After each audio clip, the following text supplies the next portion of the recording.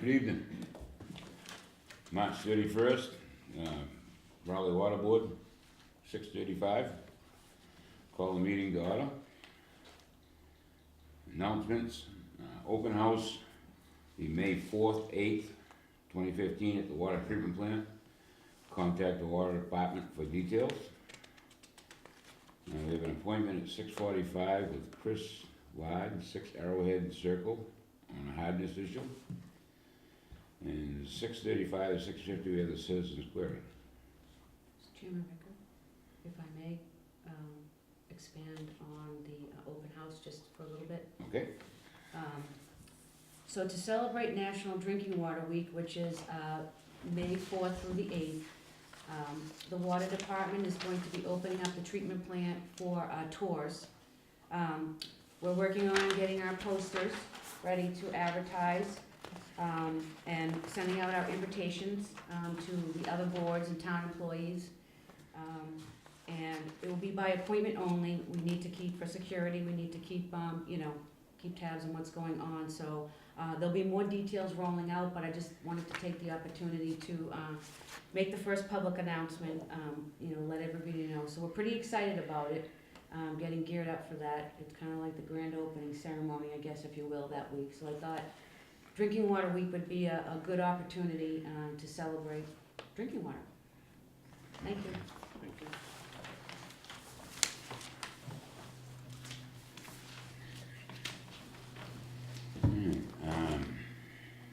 The rate study?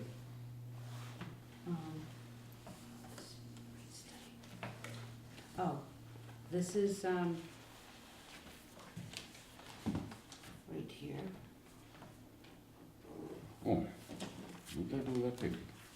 Mixed me up in the papers there. Wait, Oh, yeah. Sorry about that. that's all right. Chairman's comments. I'd like to thank the efforts of the Raleigh residents, fire department, water department, and highway department for their efforts for clearing of the hydrants in town. It's not an easy task this year, so thank you. For the first time, I'm confident the water department is headed in a forward direction. Over the past several months, a lot of changes have taken place for the better. We have begun to rebuild the water department. I'd like to thank Superintendent Weiser for making this possible.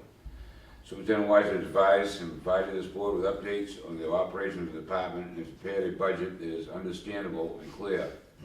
I've also received positive feedback from the water customers and co-workers. Thank you. Now we want to go to this one, right?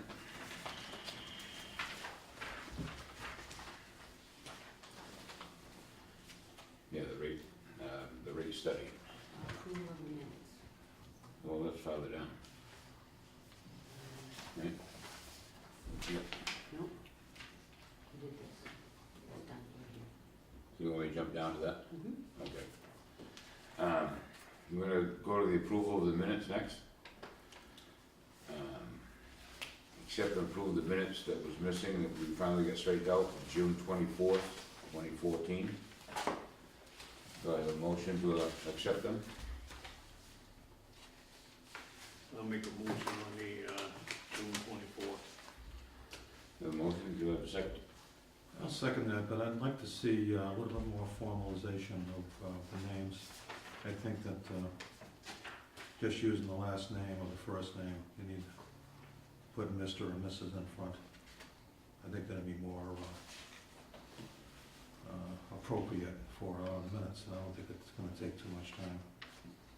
But I'll second that with that condition.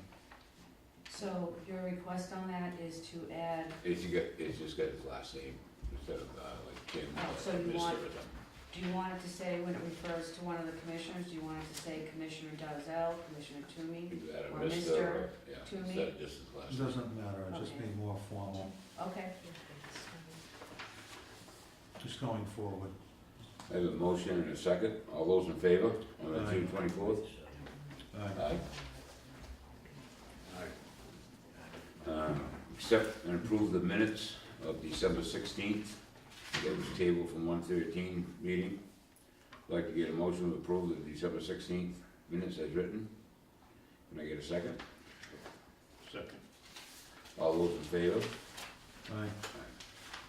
Once again, Mr. Mrs. needs to be on that.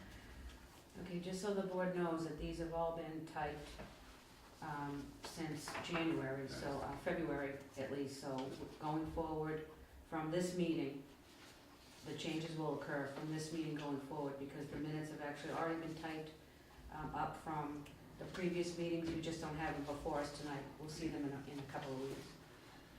On the January 13th minutes, I wasn't here, so I don't wanna vote on it. So, that's between you and Jim.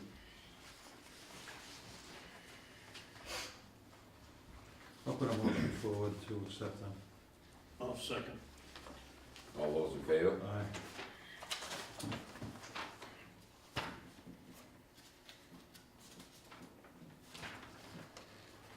Accept and approve the minutes of February 3rd.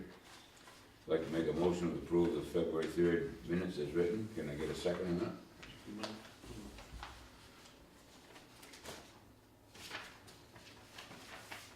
February 3rd, it mentions that Commissioner Toomey had to leave the meeting due to other employment. That was, me that had to leave the meeting. Where is that?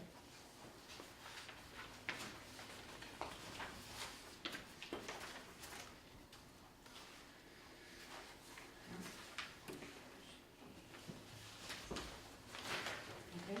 Thank you.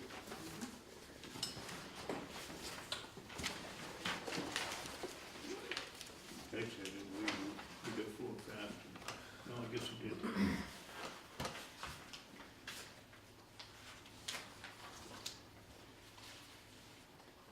I'm gonna take a vote.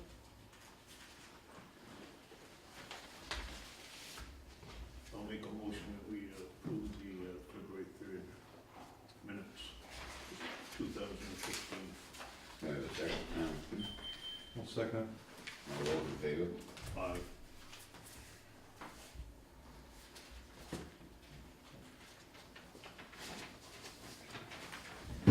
Okay, you wanna go, Grant? There you go. We have a few minutes before our appointment, so if you wanted me to, something we could do to skip ahead for. Got rate study, hydrant cleaner, and the budget.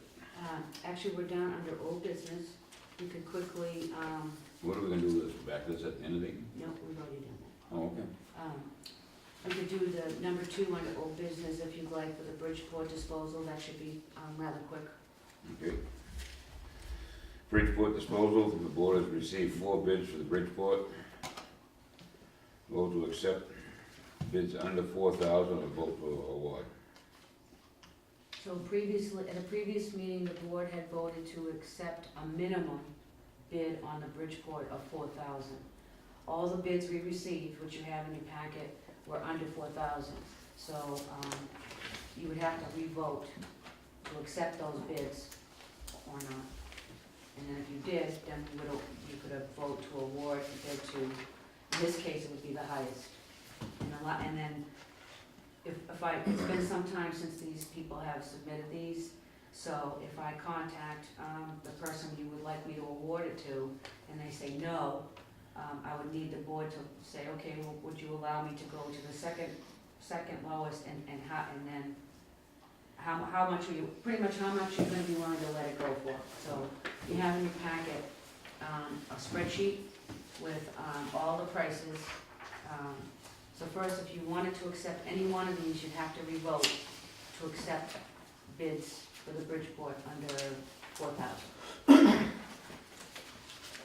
And then if you did, the next step would be to, vote to award it to one of these people. I believe the highest was, you correct me if I'm wrong, 35.75. Yes. I'll make a motion to accept the bids up to 3,500. No, here's one for 35.75. Oh, I know. No, I mean, minimum 3,500. So anything above that would win. You know what I mean? Just in case this guy drops out. The winner drops out. So we don't have to re-vote it next meeting. All right, if the first one drops out, the second one is 3,500, and he drops out. I would say, Rebid it, no dice on the other three because, so low. they're very low. So that said, I would make a motion that, You made a motion. all right, I'll second it, that we accept the bid for $3,575. I have a motion and a second. All those in favor? Aye. And if that gentleman drops out, I'll make a motion, that we accept $3,500. That's 35 even, right? I'll second that. All those in favor? Aye. If that man, if the second one drops out, that's it for now. Thank you.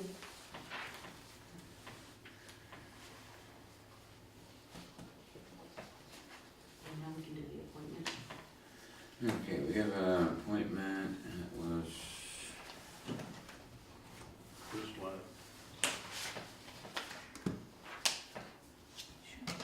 Yeah, sure, come on. Sure.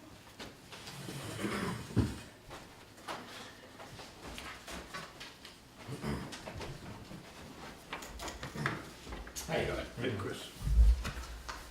So I came to the January 13th Water Board meeting here, and I expressed the concern that I had a third party come in and test for hardness of my water. We were having some trouble at my home.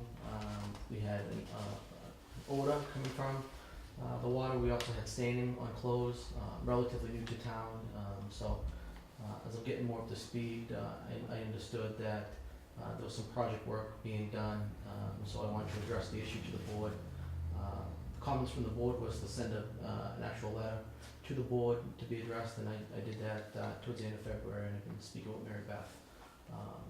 And then subsequent to that, Mary Beth had someone come out and test the water, and I just got those results yesterday. So, You have all of this in your packet.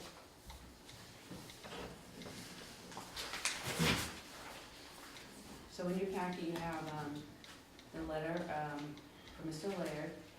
Also in there is,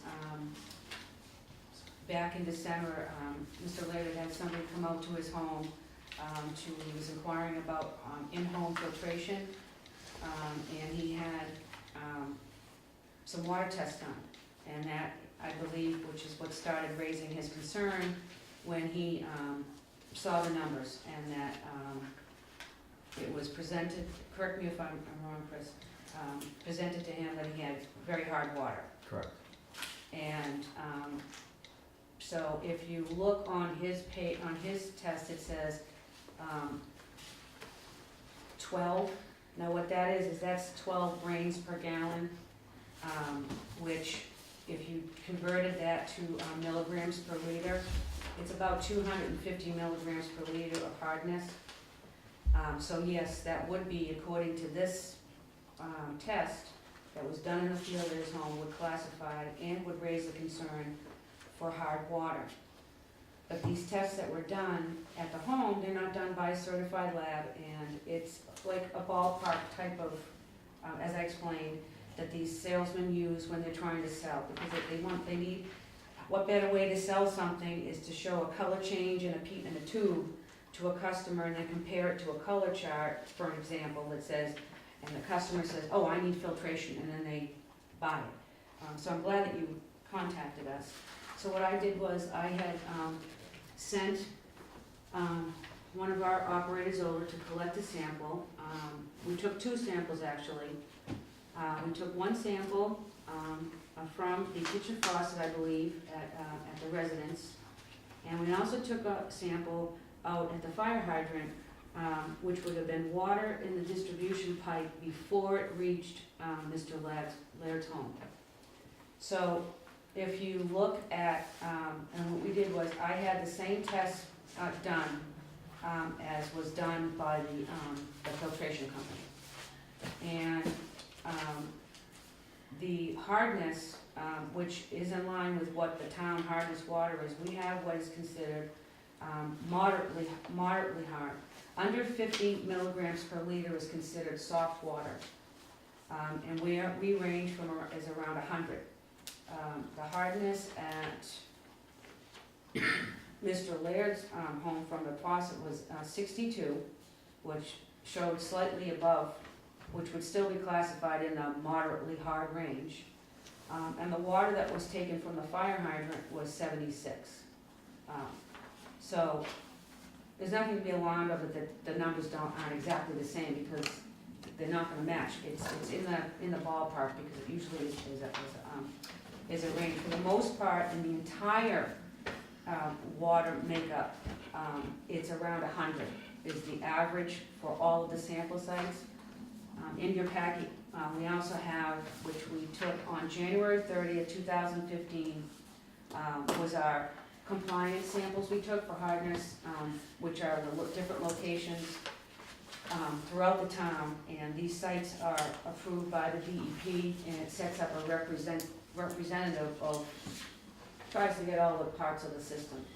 So if you were to look on those, we have 96 for hardness, 68, 100, 78, 97, 97, 98, 75, 70. So you can see it's all in the same ballpark for hardness. Some people's skin is sensitive, because sometimes, depending with the hardness, it can cause an irritation or dry skin, because what it is that hardness is like the ability to, a simple way to put it is, how much soap do we use? Nowadays, with new products on the market that use water, like dishwashers, sometimes you get calls from customers and they says, hey, my manual says I need to find out how many grains per gallon of hardness in the water, because that tells them how much soap to use.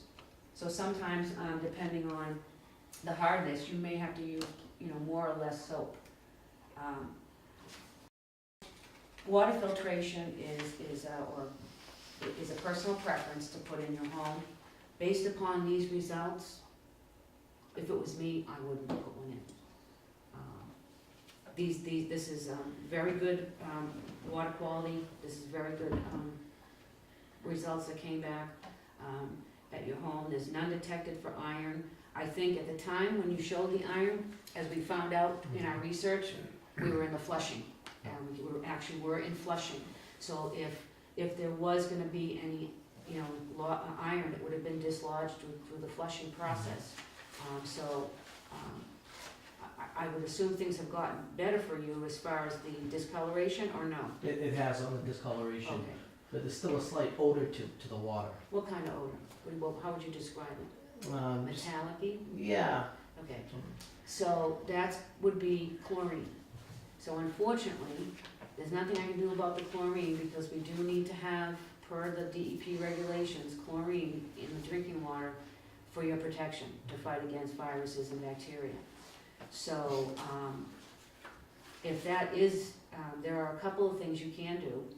A no-cost solution would be to get a glass pitcher to use for cooking and drinking, and if you put it in the refrigerator, but you gotta make sure you cover it, and it has to be glass, not plastic.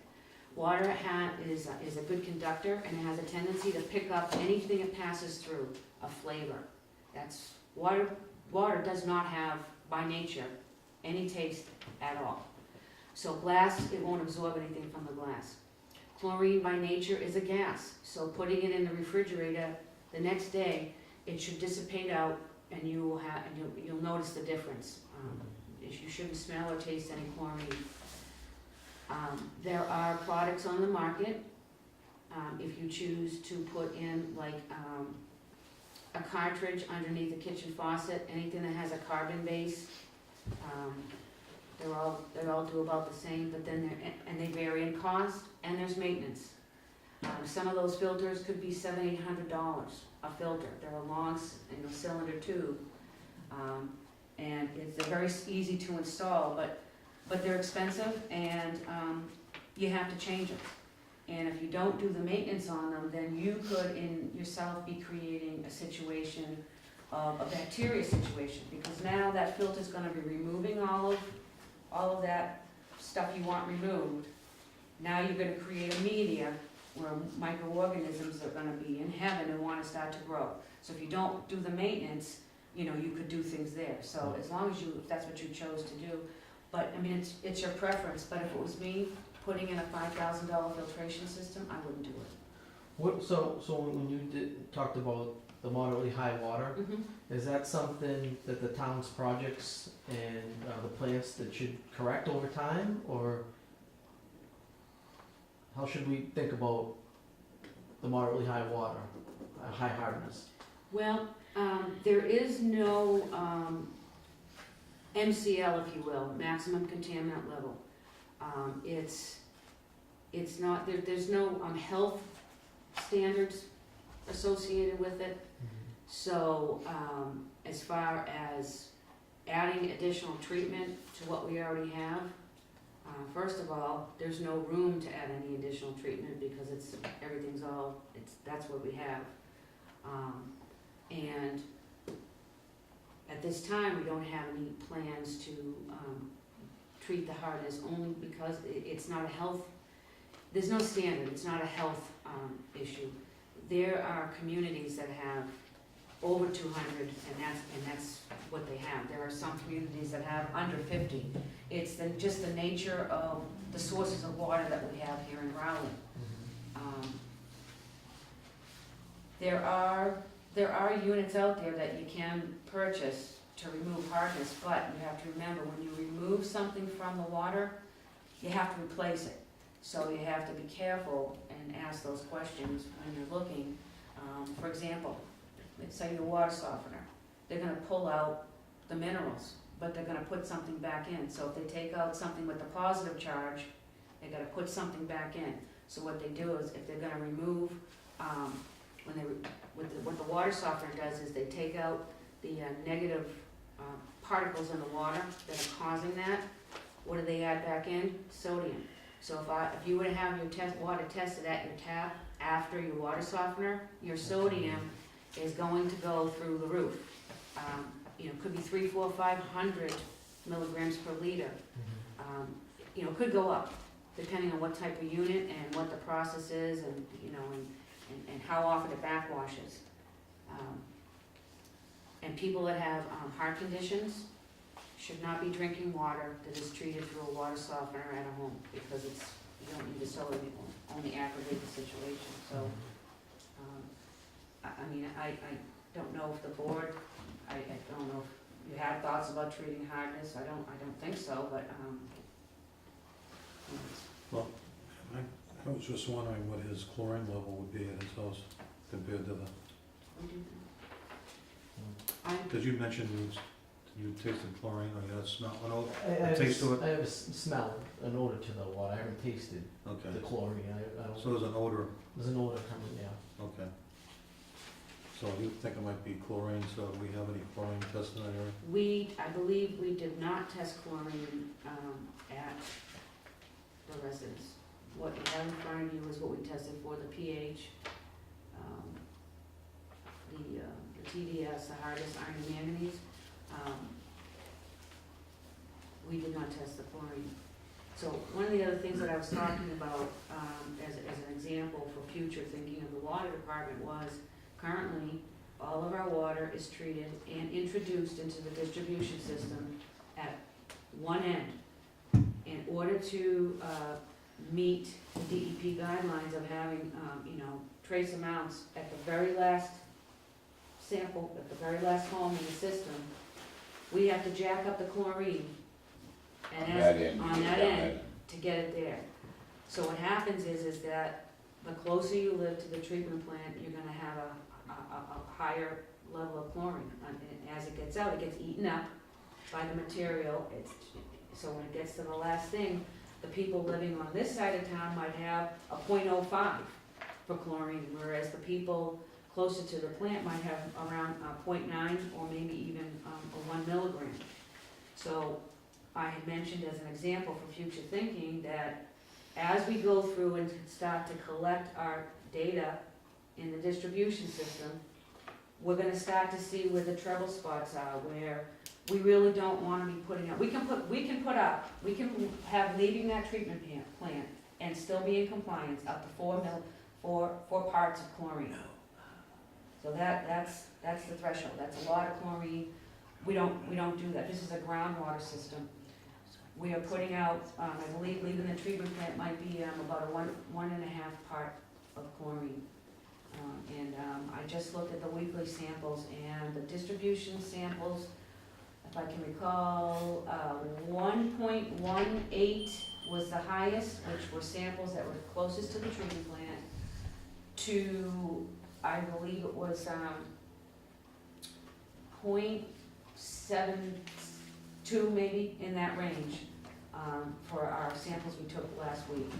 So, when I mentioned about, to eliminate these types of things and to not have all the chlorine coming at one end, as we gather this data and analyze it, we may say, okay, maybe we put a booster chlorination station right here, because we already have the property that's left to do, and we can inject right here to get this out, and then we reduce what's coming from the other end. So that's the only way really to address a high chlorine, is to be, think about booster chlorination down the road. But whatever the level is, those ranges I just said, those are acceptable to be found in the drinking water. Should we take a test for chlorine? We can certainly go back and check and see exactly what the levels are, if you'd like. I also wanted to have additional testing on my own done through various third parties to see if I went forward with a softener, to see if it made sense, and just getting different quotes.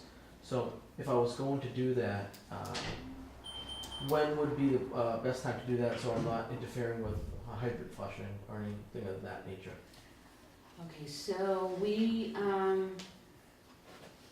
what you wanna do is you wanna take, if you're gonna do like a one-time, usually if we were gonna do it as a water department, you would pilot, and you would pilot your 4 seasons, so you would get a good mix, because water temperature takes effect. I would do worst case scenario, which I would do it like in August. I'd take a water sample in August and send it off to a lab. And if you would like, when you get your results back, I would be more than happy to sit down with you and go over, what it means, and then you'll have some more information to make your decision. But August would be the worst case. I would say worst case scenario. If I want to do something in the near term, is Oh, anything you can prohibitive? sample when you like, but I'm saying if you, usually if you were gonna put it, that would just be my own recommendation, is look for the worst case, which would be, I would say August, water temperatures are usually the highest at that point. Okay. But certainly you could do it now. And nothing from your side would interfere hydrant flushing or anything like that? We will not be flushing hydrants, at this time. Okay. If you wanna give me a call, just in case something changes, or, people get busy and you don't get a chance to find your lab, and it's now May, just give me a call, Okay. and then we'll be more than happy to work with you. And then, like I said, when you get the results in, you can come in, you can send me a copy, I can talk with you on the phone, however you wanna do it. Okay, great. What other chemicals do we use down there? I know we use chlorine, but is there any other chemicals we use that we should be testing in our product water? Okay, so we are using the ACH, which is the coagulant.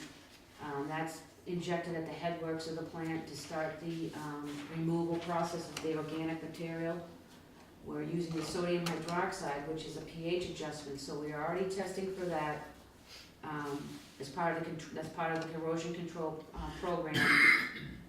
The chlorine, we have an orthophosphate, which is used to sequester iron.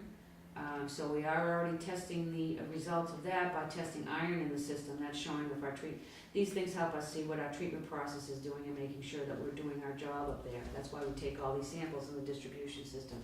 So the manganese, I would hope that we're getting none detected in our system for manganese since we have the treatment plant. So that's a good thing when you see a none detected for the manganese. We are testing for that. We do test. So whatever treatment processes we're doing, We are currently taking samples as a quality control check in the distribution system. So yes. Long So what is answer to this, your question. is it sodium hydroxide that we're using? Yes, So is there a test for sodium hydroxide, pH. just the pH? There's no test that I know of other than a full-blown chemical analysis to detect the actual sodium hydroxide, but that's big bucks. Mhm. So we do it with pH. I'm just wondering if some correlation with some of the treatment chemicals that his odor concerns. Typically when somebody says it's metallic-y, sometimes you can taste it in your mouth, and smelling it. Those are what typical description, in my experience, has been in 20 years, how a customer would describe chlorine. Okay. Is chlorine, is metallic. And then, last question. Yes. Mr. Chairman, just, oh, I'm sorry. No, Good. you go. I was just wondering about our charcoal filter, does that help? The carbon removes the point. That one, because I have a charcoal filter in my refrigerator, and I take my water off the refrigerator. That seems to dissipate the chlorine. Yeah. I will do it. Yes. Were you able to get in contact with the salesperson that came to my house to I was not discuss able the to get, test that they used? no, but when, been talking with, is that gentleman's name? Steve? Yes, and talking with Steve, I'm just looking for my note there. So back in February, I talked with the owner, Mark St. Hilaire of the company, and I asked him a series of questions to try to start the process to help you. I asked him who performed the test, and he said it was Steve, the salesman.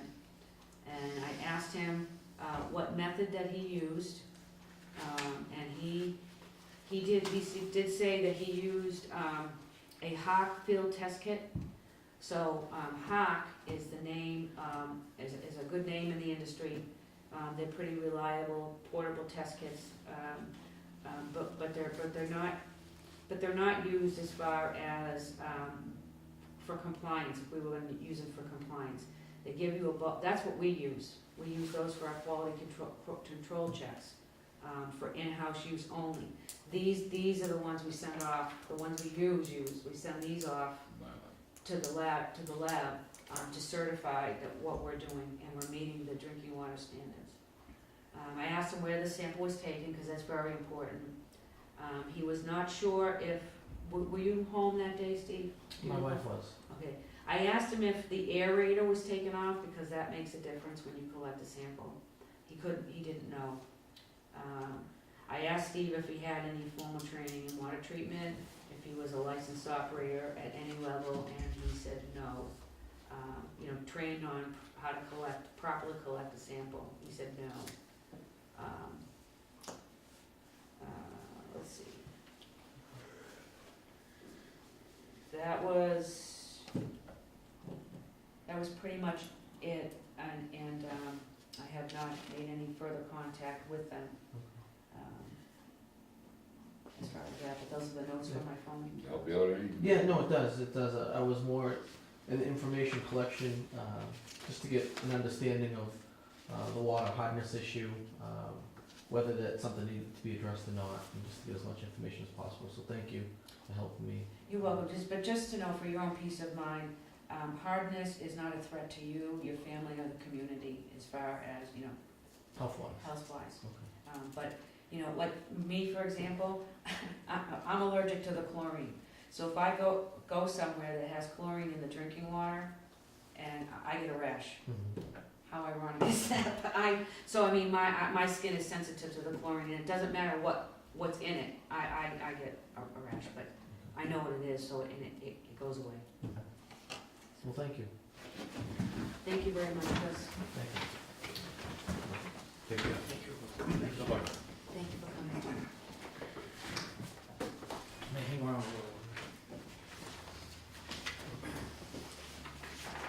All right, under the old, you wanna do the budget update? Sure. Yes, that's where we are. So we're on the budget. So In your packet, you have that annual and budgeted expense report that is given to us to look at and see where we are at so far with the budget.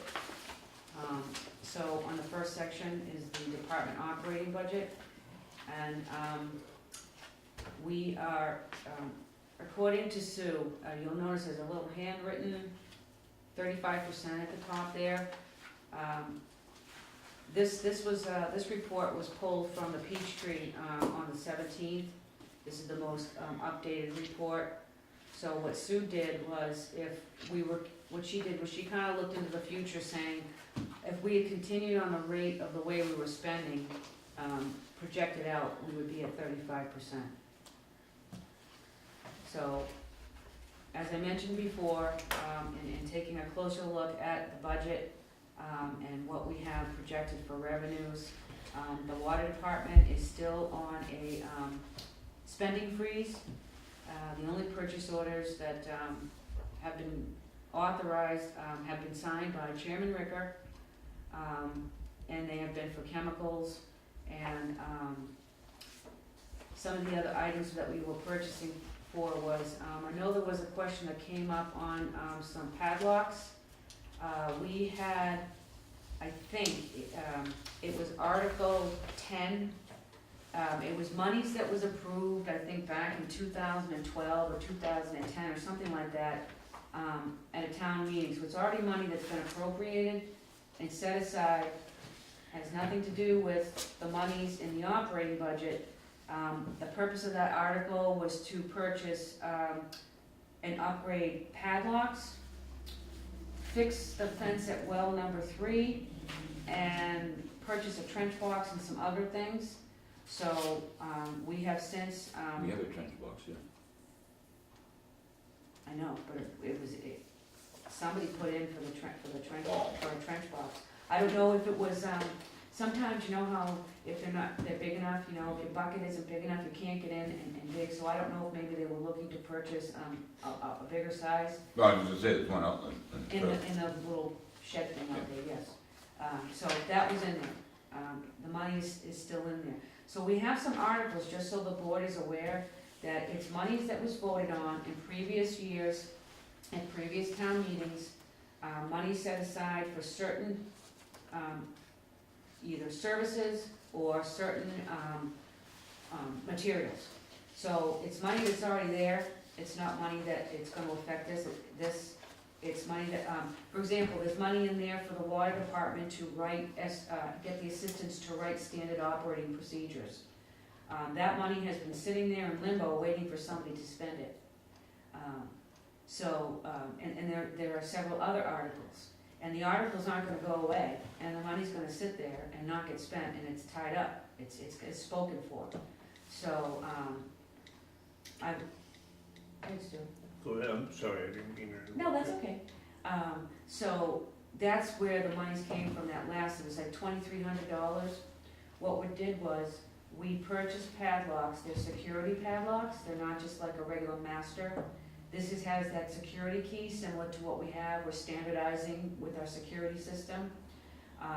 You can't duplicate it, you can't copy it, you have to have that card, and you have to go to the locksmith to get it because they're the keeper of our security keys. So we've gone around and replaced the padlocks, they've come in, we've gone around and replaced all of the padlocks. We bought some long shank ones and some short ones to replace the ones in the system. And we have a few extras on the shelf in case something happens. Sometimes people don't understand how to use the padlock as a link in the chain when you have multiple people entering a location, and they cut your lock. So I hope that doesn't happen, because these are pretty expensive. But to further with the security, we did that. So that We money. threw that up on Prospect Hill there a few years back, I remember. The phone company or somebody was going up there, they kept cutting our locks and stuff. This money's sitting in accounts eventually at town meeting. I imagine get the voters to approve, putting it in toward something else that's needed around here. Absolutely. So if there's, let's just say we've purchased, let's just say for conversation, you know, this article had $10,000 for padlocks, cause that's what we thought it was gonna cost us. And we only spent $2,500, so we have that remaining money that we're not gonna spend $10,000 on padlocks, then we could reallocate the funds for something sort of similar in that, a security thing. So let's just say, we did what we said we were gonna do, there's already money in the article, so we would go to town meeting and ask to reappropriate those funds to say, to upgrade the security system at 401 Central Street. Or Or transfer to buy a vehicle in the future or whatever. I'd have to check on that one. I Yep. think you have, I'm not sure, but I will check. I think you have to use the monies, I don't know, Selectman Snow, Yes. maybe you, if you know, maybe help me out. When you have an article and the money is allocated, the example we're using is the padlocks, and we have, an article that is $10,000 to purchase padlocks. We spent $2,500. We kind of thought we were gonna spend 10, but now we have this extra money in that article. We could go to town meeting, right, and ask to reappropriate those funds for something similar. So if it was the security, we could reallocate those funds for something similar to security. Stu's question was, could we go to town meeting and use that money and allocate it to buy a truck? Or whatever, something that's needed. I don't know, I think that might be a question for the So- town We need administrator. yeah, we need a question, I believe, and to be reallocated Reallocated That's, to that specific item. to similar, something similar that's related to padlocks, right? If it's a safety. Yes. You know. If it was written to purchase security, something, it would have to be reallocated for something dealing with security.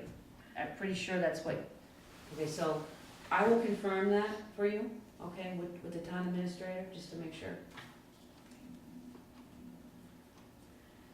So with that said, we are in a spending freeze, we're doing okay. I'm gonna do my very best to come in under what was budgeted because, we don't wanna be over because that's not a good thing. So I am keeping a very close eye on what's going on. If something comes up, I will be running it by Chairman Ricker. You know, if something comes up that we have to spend money on something, which you are gonna see coming up later, a little bit down the road. But that's pretty much it. If we're out of pens, well, too bad, we're gonna wait till July 1 for pens. So don't steal that pen tonight. So that's that with the budget. The other thing I wanted to bring to the board's attention, as far as the budget, the new budget that we're working on for FY 16, nothing has changed with capital, everything's good. The Board of Selectmen approved our budget last night at the town meeting, so that's a good thing. The Finance Committee is meeting tonight, and hopefully they'll be passing our budget tonight. We may still have some questions for obvious reasons. Roy and I were unable to go, attend tonight because we needed to hold our meeting, and as you see, our representatives from the Finance Committee had to leave to go to their meeting.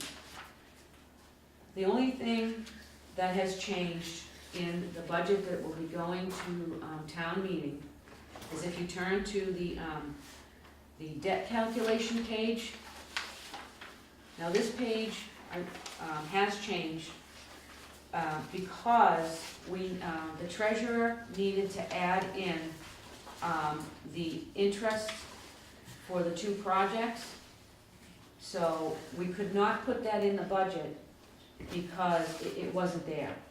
So I just wanted to bring that to the board's attention. It's about $18,000, and that is going to be for the Prospect Hill roadway and stormwater project. That's the one where we're gonna be borrowing the $75,000 over a 5-year loan as part of our borrowing capital plan. Excuse me, and then the admin, the admin fees for the SRF loan, I'm sorry.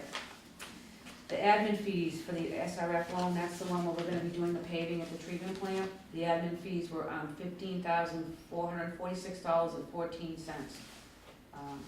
again, that's part of that SRF borrowing. So that's really the only thing that has changed as far as the budget is concerned.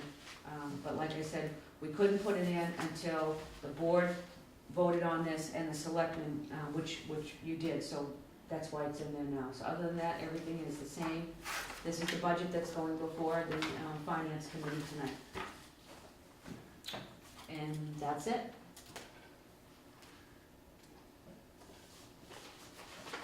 So in your budget books, you should replace, it should say revision 9 dated March 30th. And yes, Roy, this is different from the one I handed you yesterday.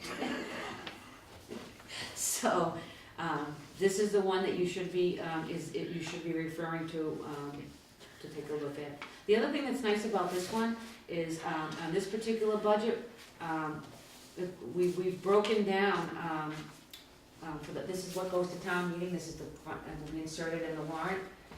We've actually broken down even further the debt, so you can actually see what the debt has been over fiscal 14, what it currently is in fiscal 15, and what it's going to be in fiscal 16.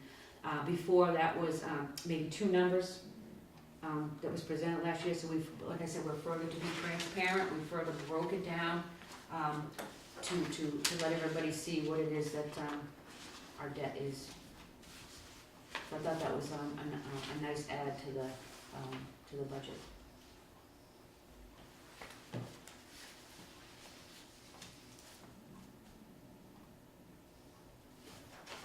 Okay.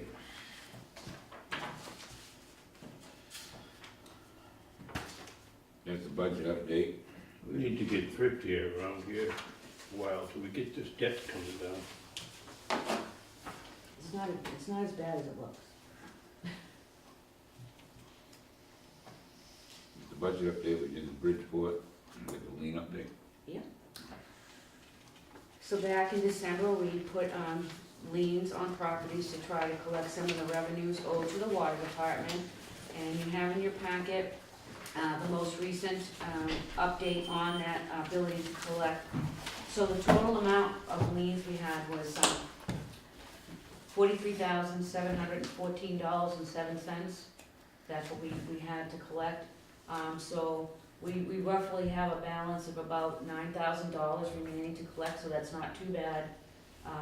I do know that we have, that the treasurer's office has brought in some since this report was printed. So that may be down to 7,000. But this report is dated 3/3/2015, so as of that date, this is what, the update on the liens.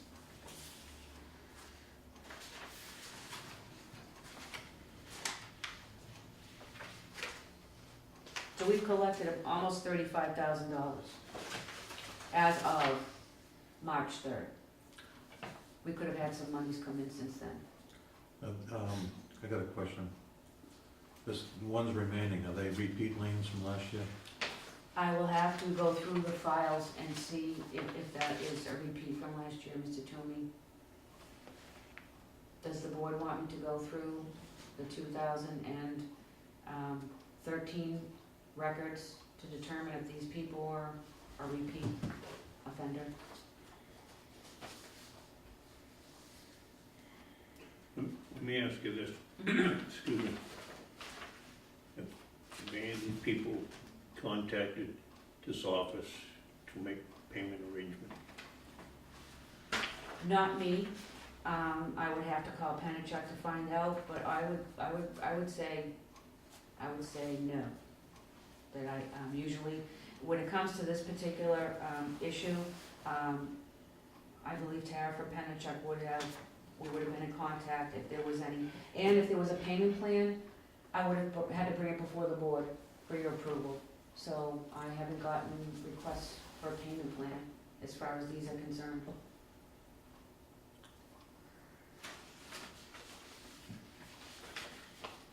It looks like they're getting some money here.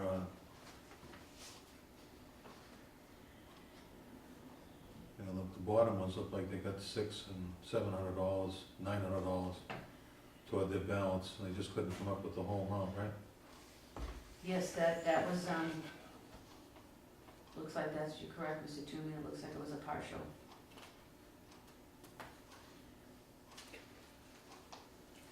Well, I think it's easy enough to just look at the last year's one and just kind of see if there's a correlation. Well, last year, we didn't have a nice printout like this, because, last year, didn't you, the board say you only placed 11, 9 or something? $500, I think, wasn't it, last year? No, you didn't have this many liens last year? you Yeah, that was, said? I don't know, what, Karen did it all, so maybe she's got a spreadsheet. You do, what was it, like 11 or something? It was a very small Yeah. number? Yeah, 9 or 11. 9 or somewhere. This is just my thought. Some of these are paid someone account. So they're trying. If they're paying on account, I'm not in favor of shutting the water off. If they ignore us, that's a different story. Well, okay, so as far as the liens are concerned, this is, these were placed in December. So at this point, back in December when we did this, it's an ongoing process until this is cleared up. The lien will remain on their property until it's zero. They pay whatever we said they had to pay. At that time, we did not send any shut-off notices or do anything due to the time of the year that we can't shut it, services off. So we did not go that route with this particular list.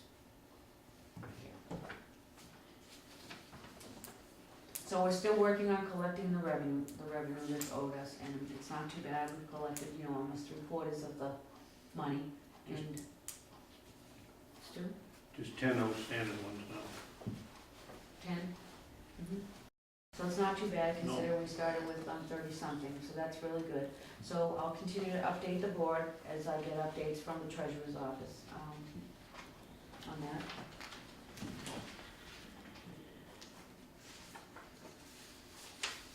Okay, new business, abatement request for 22 Rocky Lane.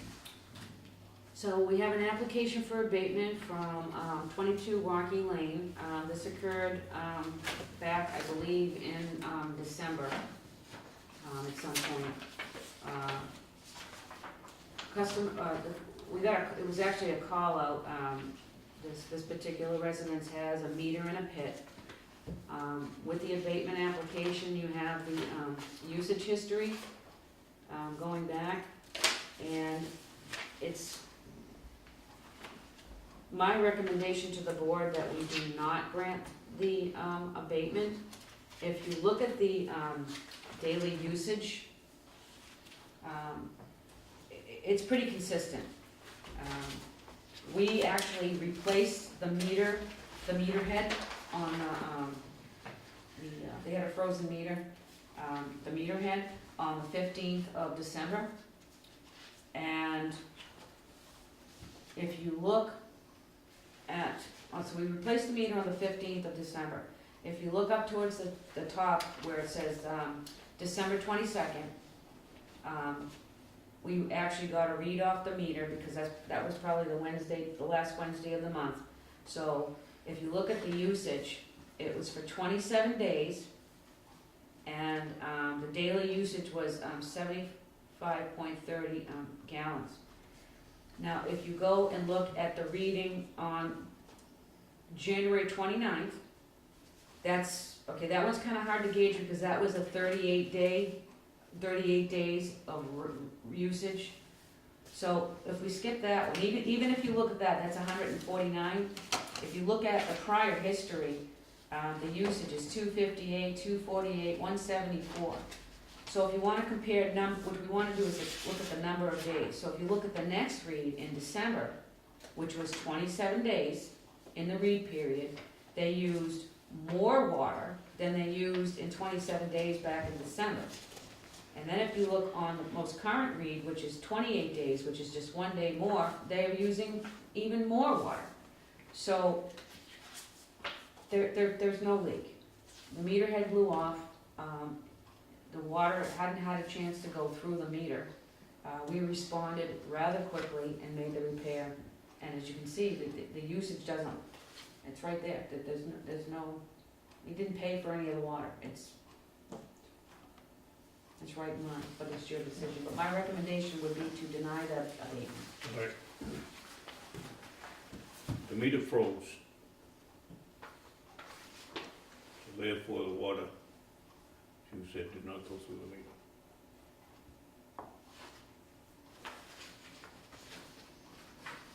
It appeared, what happened was, the meter froze, it kind of caused a leak, but it was too late, the meter was already off, so even the water coming up, it was just coming up.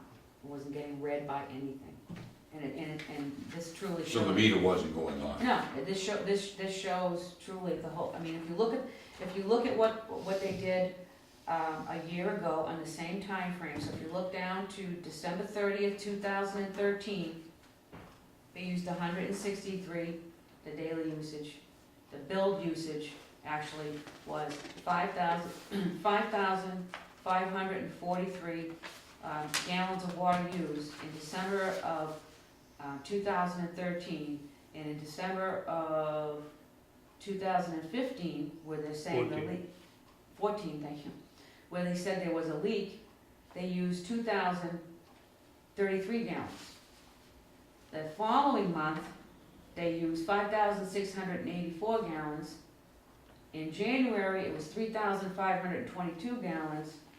And in March, they used 3,838 gallons.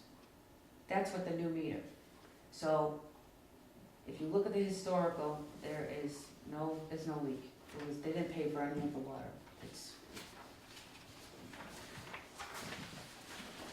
Do we have a motion?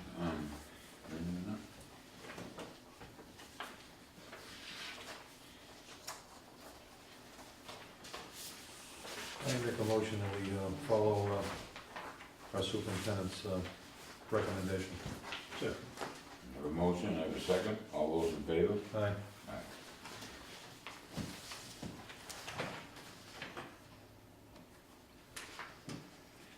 Assess management plan grants available. Yeah, this will be, just wanted to, in your packet, you have a handout for, you had mentioned Patrick from Taylor and Howard, when he came to our last meeting to talk about the rate study. He had mentioned about the asset management plan. The DEP is gonna be moving forward with some kind of formal process that's going to have utilities be taking a look at asset management. Part of the asset management program is looking at, which we briefly discussed, water main, having a water main replacement, dead end mains, hydrant replacement valve program, vehicles, computers, lab equipment, filters, those kinds of things. Those are all assets for the water department. So there's grant monies available. It's about $30,000. Grant money is free money, and that's a good thing, and we really should think about not turning away free money. The only thing with that particular type of thing is they do require you to have a little bit of a match. They're not gonna give you all the 30. So I think it's around 7,500. But what this board and what this department will receive for that money will be a tremendous help for future planning, for really getting a good handle on capital, and the future of this department, which is what this board is doing, is moving forward and looking into the future for the water department. There's no cost to apply. Tater and Howard's going to do the application process for us. There's no cost, and they're going to move it forward. There's no commitment. We'll be placed on a list, along with every other utility that will be applying for this. And in your packet, it talks about the funding programs, and deadlines for applications and that kind of thing. So I thought it would be something handy for you to take a look at. Nothing we have to vote on or decide, but at least we have our place card as a contender for that free money, which is good. ironically, last week, I attended a training seminar up at the Pease Air Force Base. It was a operator forum. One of the topics they talked about, which I didn't realize till I got there, was asset management program. So that was actually a good thing. So what I also included in your packet was the handouts that I got from the presenter. And it just gives you an idea of, you know, some useful spreadsheets you might create to track and start logging information about your equipment. Actual forms to go over and give and assign a rating to your equipment, you know, whether it's excellent, good, fair, you know, and most of that is based on how well do you maintain your asset. If you have your vehicle and you never do an oil change, well, that's not gonna get an excellent rating, because we all know a vehicle without an oil change isn't gonna last very long. So you would, based upon your maintenance schedules, that's just one way to do asset management. They also gave us, which was, I think, very handy, an estimated useful life chart. So for example, if you had a surface water supply that you were drawing drinking water from to a treatment plant, you'd have an intake structure. According to this assessment, an intake structure should last 34 to 45 years. That's if you do everything you're supposed to do for maintenance. And they have some other things about lab equipment and even landscaping and grading, if it's properly taken care of. They're saying it should last 40 to 60 years. That's good to know. So that kind of thing. So I thought this was good for the board to take a look at.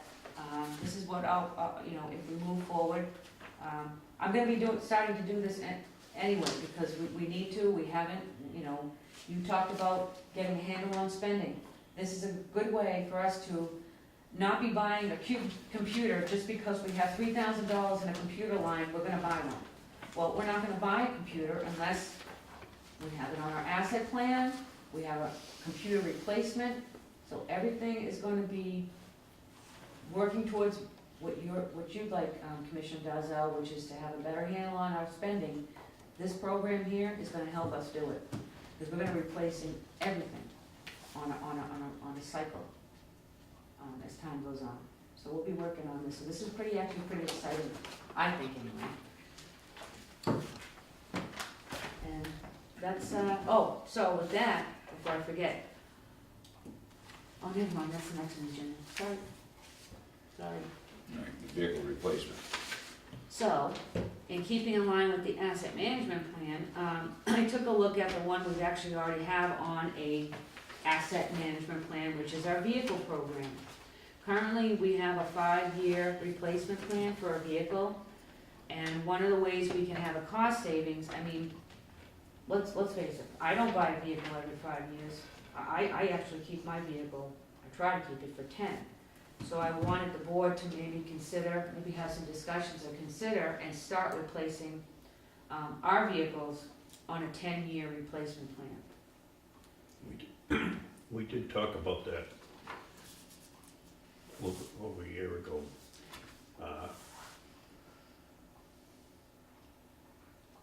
It's different with police cruisers, as safety vehicles, but these trucks, they're good for 10, 12 years. So It's a mileage. They don't get the, all right, for example, here's a 2004 50 with 64,000 on it. That'll rust out before it wears a, well, before it dies. So what you have in front of you is our existing 5-year plan. This is our 5-year replacement plan.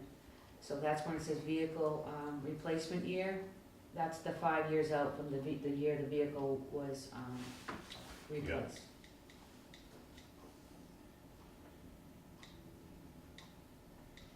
So you're saying we should put everything at a 10-year thing?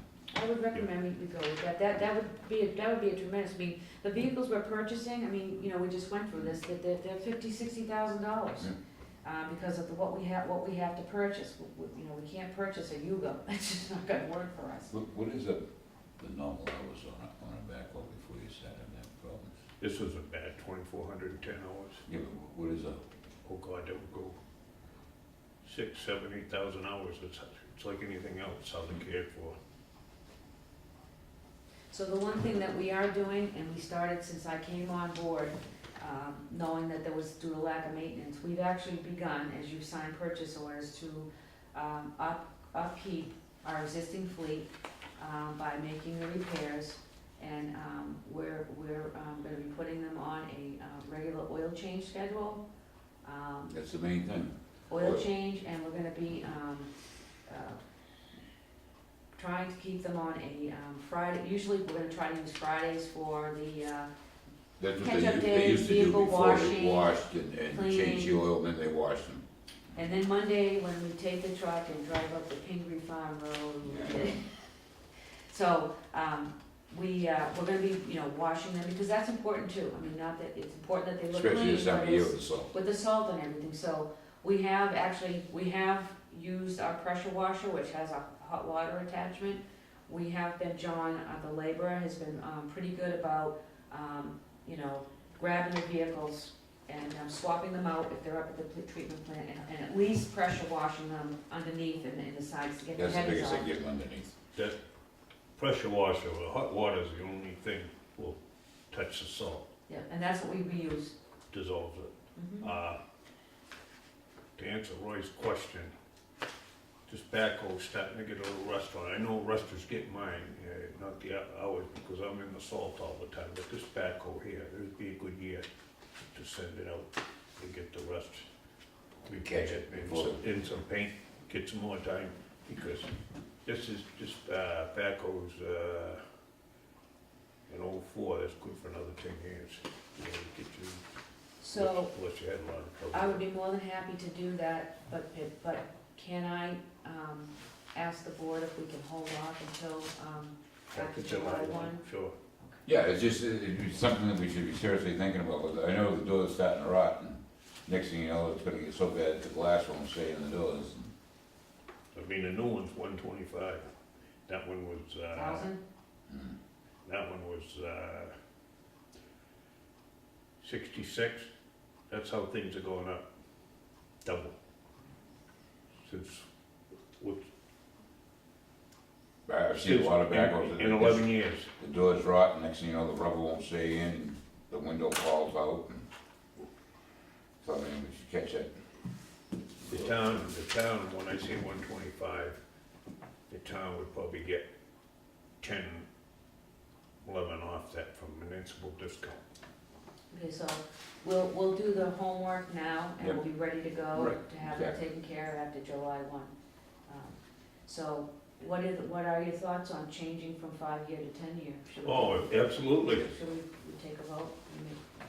Got a motion for going from 5 to 10? I thought we voted that a year and a half ago, but we talked about it, we'll take another one. I'll make the motion, we keep things longer and, I'll second that. that maintenance is important. Yes, oil and grease, All those in favor? like, Aye. Yeah, I like to make sure that everything is greased, and oil changed on a And real we regular. have been, I've been, when we use the backhoe, the operator makes sure I that. told you, we use- 952,000 out of the first motor in my truck. That's a lot. no, this large dump truck, does that get started up once in a while, Mary Beth? So, yes, after it does run, we did put the gas in it, it is a gas, Right. it's not diesel. We actually, the highway department came and asked if they could borrow it because they had a big job they were doing, and I said that's fine, so, Ron Keith came and he went to take the backhoe. So we actually have to have, we can't drive it, the clutch is too high, when you release the clutch, it won't drive. Something to do with the clutch. It's a brand new clutch in there, so it probably just either needed adjustment or. It does, so I need to have somebody come and get under there and just adjust the clutch. So I don't know what that costs, if it's. No, they ain't. But we have, and the gentleman that comes out to here, so we don't have to take it, it's the same guy that does services the highway, large vehicles. He's pretty, booked up, but we are on the list, and he's gonna come and take care of that.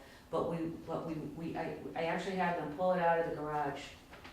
Once John got his CDL, he pulled it out of the garage, and I said, at least it's, nothing else, let's run it to keep things moving. That truck probably has got 300-400 miles on it since they did put a brand new clutch and pressure plate in it. It's all I been. think it's pretty much sat since you had it fixed, because was nobody to drive Right. it. It's probably something stuck.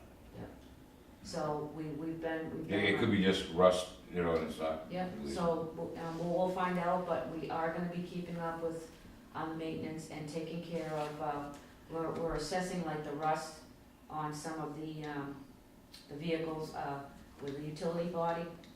So we're assessing that and getting some estimates for, touch-up paint jobs, because we don't want the rust to continue. Next year, not to jump ahead, but, 16, we have to think about replacing the Ranger that has 188,000 You mean FY17 is, well, actually, in it. Yeah, so, geez, okay, that's all right. I'm like, Yeah. well, wait a minute, we're purchasing. yeah, Well, if you'd like to That'll have me be- purchase 2 that'll be trucks, I'll 15. get them. that'll be 15 years. No, Okay. the Ranger should be the It- next one. And it is, the Ranger is actually the next one, on the schedule for FY17, to replace. We've kind of briefly talked about that, where we're gonna purchase, an SUV type, small, not a big SUV, but a small SUV type vehicle. So the vehicle still has the ability to haul and put the wrenches in. It'd be nice, let your truck replace the Ranger and get you a small car. We're on the same page. Well, we talked about that. I don't, I'll get whatever you want, but I'm not gonna be able to put stuff in my car. If I have to, I use the bed every now and again. If I have to put something in, I'm gonna need, an SUV type so that the seat goes down, if I need to put things in it. If I get a car, then basically that's it, it's gonna be a car. It really is not gonna get much use except for me, so, an SUV would make the Yeah, like vehicle. one of the smaller SUVs. Make it more versatile Right. for the department. So, if they needed to take my vehicle for something, say we had to transport something that needed to be covered, then we'd have the SUV to put it on the inside. Cause, I don't think they make the small Ranger anymore. They just came back this year. They did, so if they do, then if the board wants, then we They're practically, replace the Ranger with the Ranger. it's practically as much as the 150. Just like they brought back the Chevy Colorado, but the price is almost up there with They make them a little bit bigger, you know? out of time, yes. Anyway, back to business. Water storage tank and maintenance program, safety program, providing space program. So, what I've been doing, and everything's in draft form, but I just wanted to bring to your attention that we're gonna be having several policies within the water department, standard operating procedures that will be used by all of us. One of them that I'm working on right now, you have in front of you is, for an example, is the tank maintenance and inspection. And the DEP guidelines are in here, what we're supposed to do for as far as tank inspections. There's some guidelines for the operators to go by, what to be looking for when the rep is doing their monthly checks, being aware of signs of vandalism, human activity, checking and making sure overflow vents, covers are still there, hatches are closed, and things like that. And then I also included, so you can see, so we have a form we have to fill out and keep on record, so when the DEP comes to do our sanitary survey, they're gonna ask to see these records. So we have to provide this to them monthly, and then we also have the annual inspection, which is where you have to hire an outside contractor to come in and come up and climb your tank and then do the inside inspections and that, which you did last summer, and we have the report from, I think we use Underwater Solutions. So I just wanted to let you know that I'm working on the safety program and confined space program. What I've been doing is trying to target policies that were relative to compliance and safety, those kinds of things. So I'll be bringing those before the board to take a look at What I'm gonna do with these procedures, just to make sure, because I'm not an expert, I'm not 100%. So I'm going to use the money in that article, that was, allotted for SOP writing. So what I'm gonna do is, I'm gonna write the SOPs, and then I'm gonna be giving these to, a second party to review, to make sure that I have cited, the correct OSHA regulations, the CMR 310 regulations, the drinking water regulations, and anything that, safety standards, and that kind of thing, and make corrections to any of the things that I wrote, so that when we get our product, we're gonna have a good, solid program, and a good procedure that will be, good for us to follow. I thought that would be the better bang for the buck, because for $10,000, you're not gonna get a lot of SOPs for $10,000 from an engineering firm to come in and write them. So I'm gonna write them all and use a portion of that money for review. And I thought that'd be the best bang for our buck. All set and full. 5, compressor failure at the water treatment plant, memo from the water superintendent.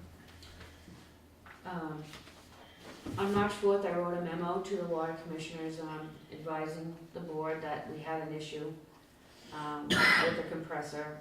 It was determined, that, what happened was that we were experiencing the problems that the compressor wouldn't stay at the operating pressure. And then one of them and it would shutting down on lockout, both. We have 2 compressors for a reason. These are compressors that, if they're not running, we can't run the plant, because they, are part of the PAL system, the filters. So we have them as redundancy. One is supposed to be the backup. So when both compressors fail, it sends up a red flag, what the heck's going on? So, I contacted Weston and Sampson, and, in turn, we contacted, the Paul Corporation. And I know it sounds like the long way to go around things, but because everything is under warranty, this is what we have to do. Who in turn contacted the company who, services these, compressors. The technician came out and they found that, one of the lines, it's about a 1/4 inch thick, tubing, and it's got some bends in it, and it's where the, oil is, so it was getting all gummed up, and they both failed. Well, when they called to get replacement parts, they found out they were on recall.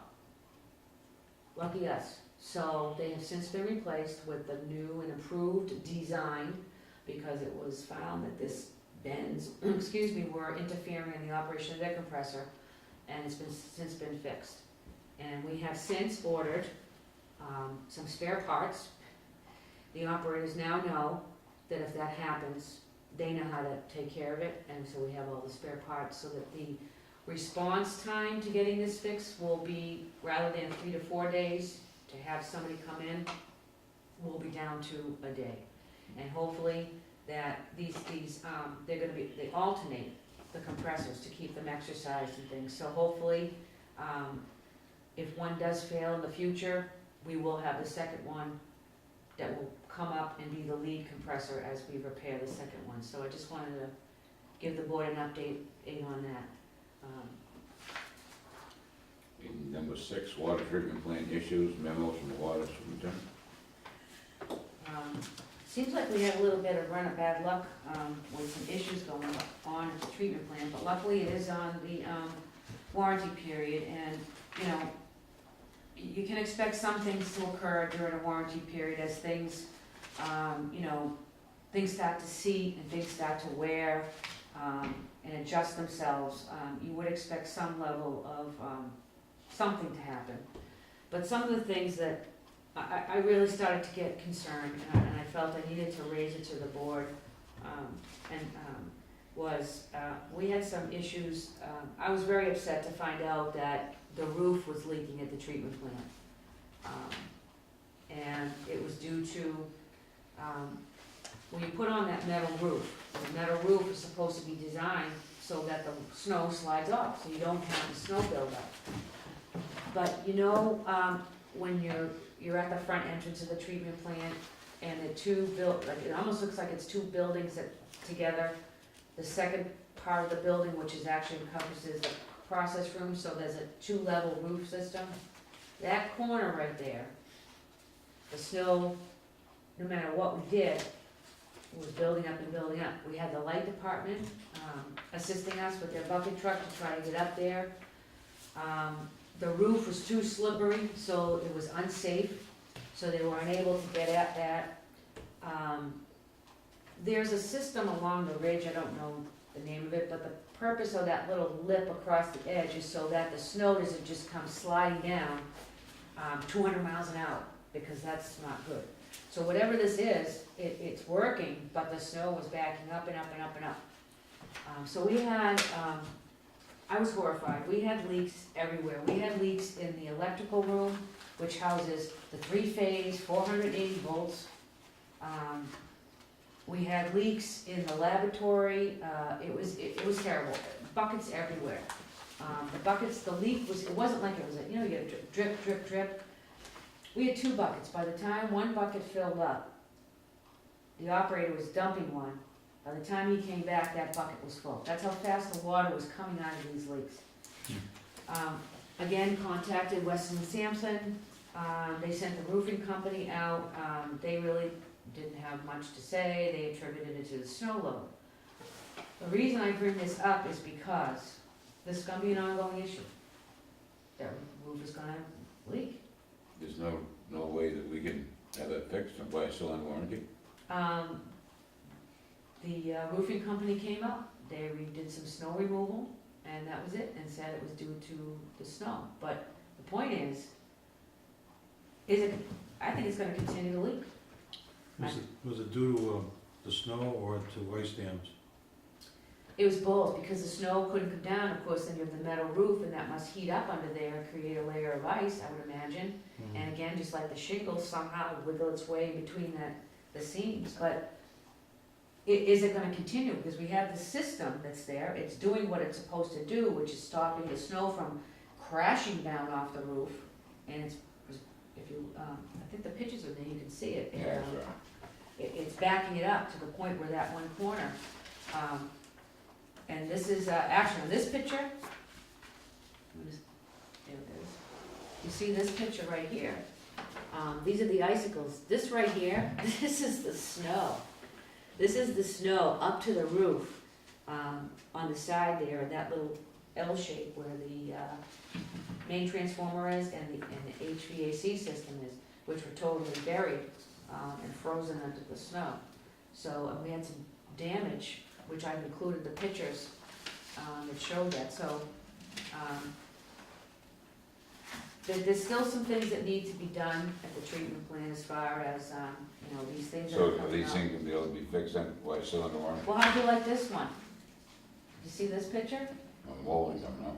Yeah, I was in the laboratory addressing my staff, and I'm glad I didn't hurt myself, but I just, ever so slightly, I leaned on it, and I moved, and I said, and there I was in my hand, a piece of molding in the laboratory, and the Elmer's glue didn't hold. So, I mean, this is, I don't know, I was kinda disappointed. This just doesn't really show good workmanship. John working on it? Yeah, he knows about this, I sent this off to him. So John Sikora knows about these things? Yeah. Okay. Is he taking care of some of them yet? I would imagine they're in the works at some level. Putting together a list, and this is having Kinsman coming back because we have broken hinges. You go to open up a cabinet, and it falls off, so we have duct tape holding the cabinets closed. I know. What happened was, I'm not an expert, but I do know enough what happens when you over tighten a screw and you strip the hole. And no matter what you do, that screw isn't gonna hold. So we have a couple of that going on at the moment. So I just wanted to, make sure the board was aware, and if you had any further questions or. Just keep after them, just for I the, will. for the, I will. Well, it was a good winter to go through to come up with all these things that could go wrong with it, so. 7, water board communication policy. So we actually, we had talks about, chain of command and communications and who gets to talk to who, and who gets to say what. Back in, October 21st of 2014, the water board voted on a policy, that would, take care of that, question.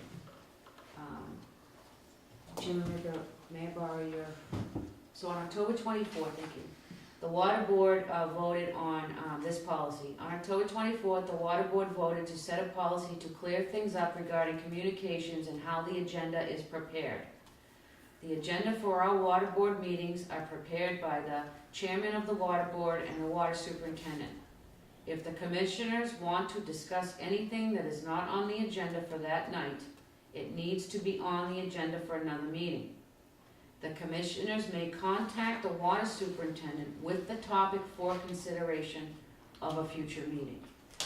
So that policy was set by this board on October 21st, 2014. Since then, we've had several discussions about the communications, and I've drafted up a policy for the board to consider that further outlines the communications. And if it's all right with you, Chairman Ricker, I'd like to read that policy. This document serves as a guideline for the Town of Raleigh Water Department personnel and the Board of Water Commissioners for the purpose of appropriate and effective communications. Communications include face-to-face conversations, phone calls, written correspondence, emails, texting, instant messaging, and the next level of technology that presents itself. This policy will shape how the board members receive information, and the intent is to ensure that the board members receive relevant information in a fair and transparent manner. If a board member needs information about a matter, it needs to be on an agenda, discussed, and voted on at a public meeting. Asking questions on the record or requesting staff to specifically address certain issues needs to be on the record and helps provide the necessary foundation for the water board to take action. The Raleigh Water Department, through its management and the Board of Commissioners, strives to communicate in a professional manner in accordance with the Massachusetts laws regarding public information and data practices. This policy provides guidelines for internal and external communications from the Water Board to the Raleigh Water Department. All communications must observe the Massachusetts Open Public Meeting Law and CMR 29 open meetings, which specifies that no discussion of issues may take place outside of official board meetings. The law applies to any public body of the state, county, or municipal level of government that has legal authority to vote on a public matters or to spend public funds. In addition, open meeting law is to ensure transparency in the deliberations on which public policy is based. Because the democratic process depends on the public having knowledge about the considerations underlying governmental action, the open public meeting law requires that meetings of public bodies be open to the public.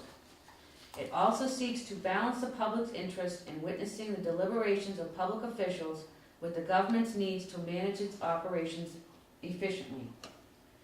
Communications outside scheduled meetings must therefore mainly be informal. The distribution of communications should include all board members. The following are examples of approved and accepted practices. Scheduled meetings subject to the chairman's approval, future agendas subject to the chairman's approval, questions and materials to be discussed at future meetings are subject to the chairman's approval. All other communications are between the chairman and the water superintendent and filtered to the commissioners through regular meetings. It is the chairman's responsibility to inform all board members of pertinent developments. This is accomplished through regularly scheduled meetings. The following are examples of these developments. Questions, requests, or complaints from a water customer. notification and resolution of water system issues requiring immediate attention, alerts about upcoming events or issues which will require board discussion. Water Department personnel is responsible for communicating basic and routine information to the public. Requests for other data or information outside that scope should be routed to the chairman, Board of Water Commissioners. In addition, all water board members and water department personnel have a responsibility to help communicate accurate and timely information to the public in a professional manner. Any mistakes in the reporting should be brought to the attention of the chairman of the water board. Water department staff and water board must comply with all laws related to trademark, copyright, software use, email, and texting laws. Water department personnel must follow town and department policies and procedures that may apply. Water board and Raleigh Water Department personnel must communicate in a professional and courteous manner. What we do and the means used to communicate is public and will remain as a permanent record. The water board will not interfere in the day-to-day operations of the water department. The day-to-day operations shall be handled directly by the water superintendent. The water mod may not go to a job site or get involved in any maintenance, routine, or emergency repair work. All questions or discussions regarding the operation shall be posted and discussed at the meetings. Under no circumstances shall one commissioner assign or request information regarding water department business without the knowledge of the entire three-member board's awareness. Anytime one commissioner wants information, needs a question answered, or would like to discuss a situation, it must be in writing to the chairman's attention. The chairman shall review the request and make the decision to place on a future agenda for a vote to pursue or not. That last part, that's it. That was a typo, the last part, sorry. So that's the policy I wrote. I think that pretty much outlines a lot of all the questions and discussions that have come up over the last several months. And if the board wishes, I would like you to adopt this policy for all of us to follow. Well, going to a water break, the one in February on Central Way, I stopped by, because I thought it may have been the hydrant broken from a plow, but I was wrong. It was probably the length of this table away from the road. Mm-hmm. And I just said to the gentleman, is there anything I can do to help you haul? And they told me there's a break there, and I left. But I mean, the water commission, as far as I'm concerned, have all the right in the world to go to a water break just to see how they're doing. What happens in that situation? Not interfere with it, but just see if they can be a help. Yeah. If they need anything, that's what I'm trying to say. Right, in that situation, a water commissioner becomes just like anybody else in the general public. You're entering a work zone. If you're entering the work zone, do you have a hard hat on? Are you wearing a safety vest? No. If you were a member of the general public, you shouldn't be in the work zone. That's something else that, You know, that's how. I'd like to say, like, the employees should have their hard hats and their work vest on, because They didn't? I've seen too many, well, even a week ago tonight, at a course, I took slides of fatals. And Yes. if you're involved in the cave-in, you have about a minute. If they don't get you out there and your chest is buried, you're a goner. Absolutely right. So- And I'm not saying go right up to the trench, but I'm saying you have a right to go there and just see how they're making out, if they need anything, that's all. If I could make a recommendation, is that if you see some construction activity going on in town, I think it might be better if the chairman contacts me, or you contact me, and say, hey, you know, driving by, I saw the guys, what's going on? And I would, you know, let you know what's going on. I wouldn't advise going to the job site because it becomes a distraction. I mean, you know, you're in construction, so you run a backhoe, I you know what I'm talking about. If something happens, you know whose side it is, the guy in the back. Right, so there's a lot of In things. a machine, an excavator, if somebody walks up to the right side, you can't see them. But if you have an injury or a fatal, it's not the operator's fault, but he lives with that the rest of his life. Because they should know better than to walk near the machinery. But I had a call that morning from the chairman. He was in Maine, Mhm. and he asked me if I would check it out, so I took a ride up. See how it's before they were waiting for dig site. I mean, that's just one particular example. This policy is to keep everybody communicating effectively, being heard. To me, it's like that day that he's talking about, I mean, I got a phone call, I was in Maine, and asked about it, and I said, I'm not in town, because I don't know how to get a hold of the commissioners. I called Sue and asked him if he could just check out and see if they're all set up there, or what's going on. I believe that was when you was away on vacation, but I'm not positive on that either. Yes, it was. Yeah. What was it, February 7th? But I knew, but see, but the thing is that even No, though I was but away, I he knew what just, was he just going wrote on. up just to check out, what, you know, if somebody was there and was being taken care of, and go back and say, yeah, they're all set, they're working on it. And I mean, that's just one example. What I'm trying to do with this policy is to set it up so that we're all working safe. Everybody's getting what they want, people are being heard.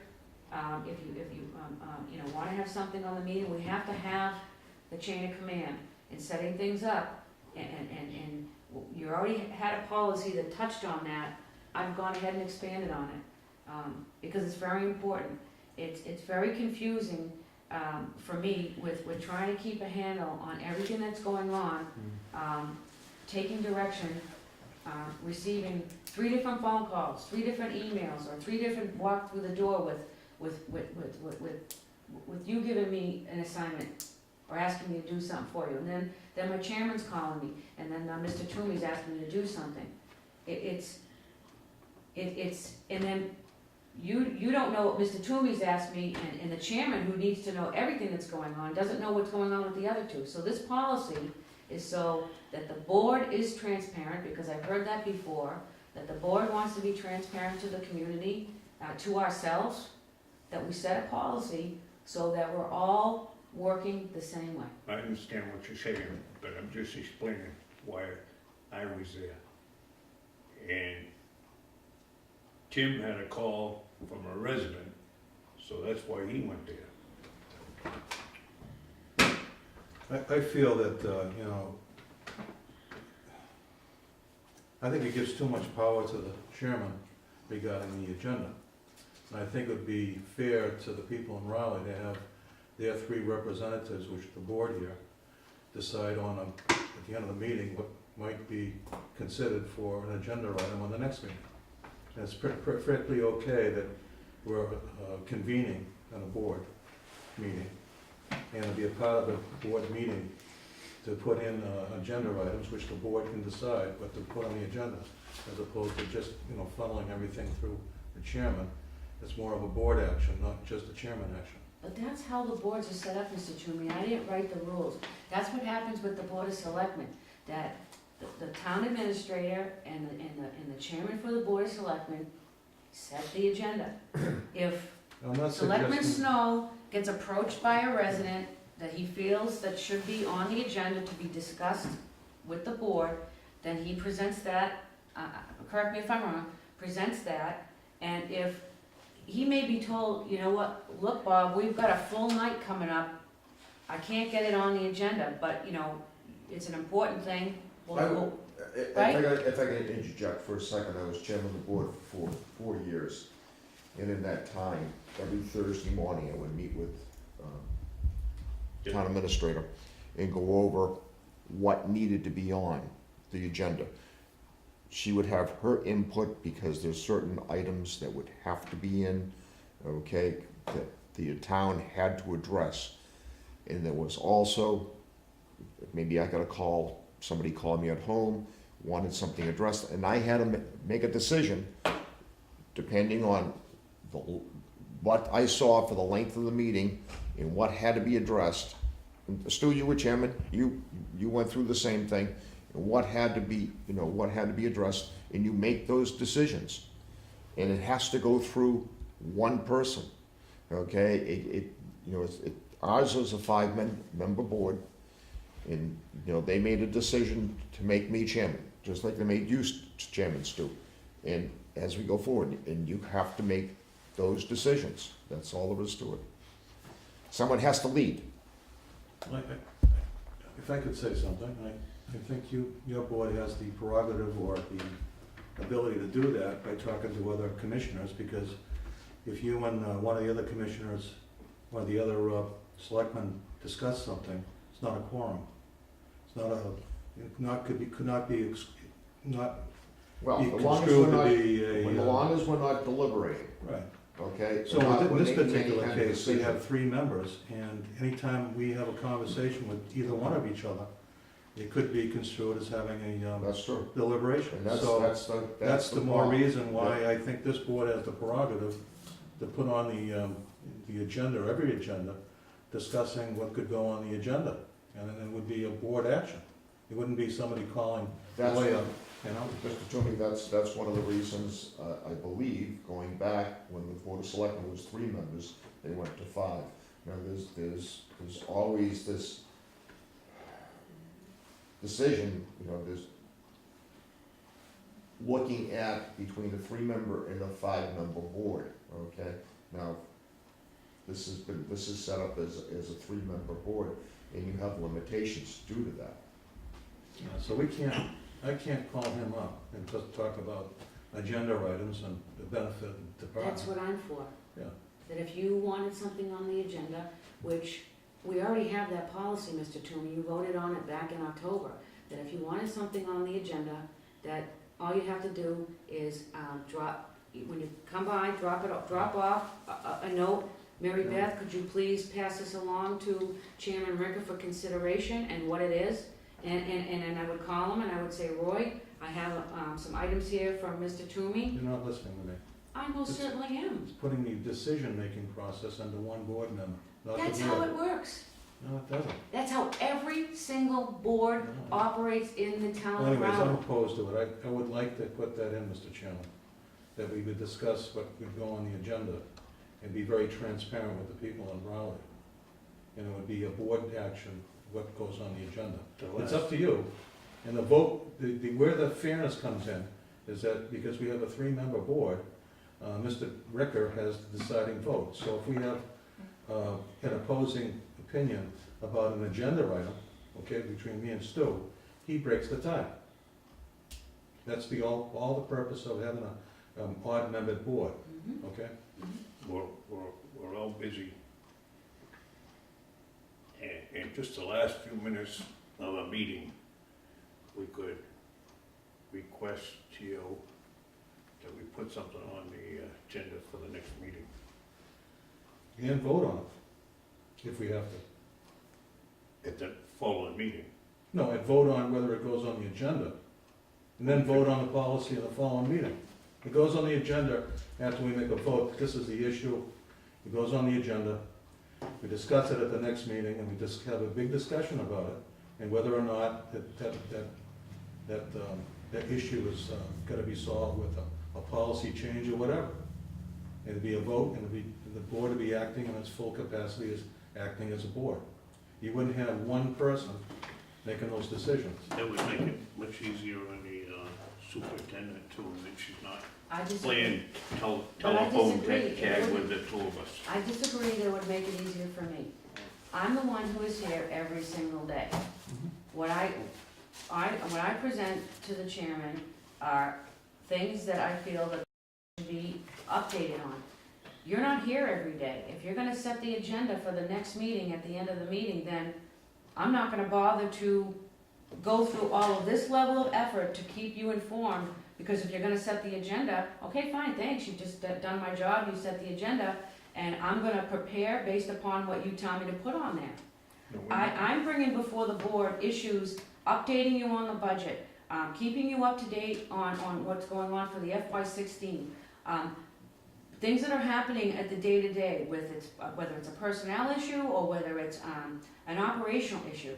You don't know that. Excuse me, do you gentlemen watch the light commissioners? I have. Yeah,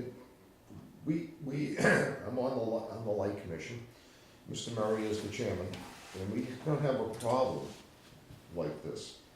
We go through Mr. Murray as the chairman, and Dan Folding as the light plant manager.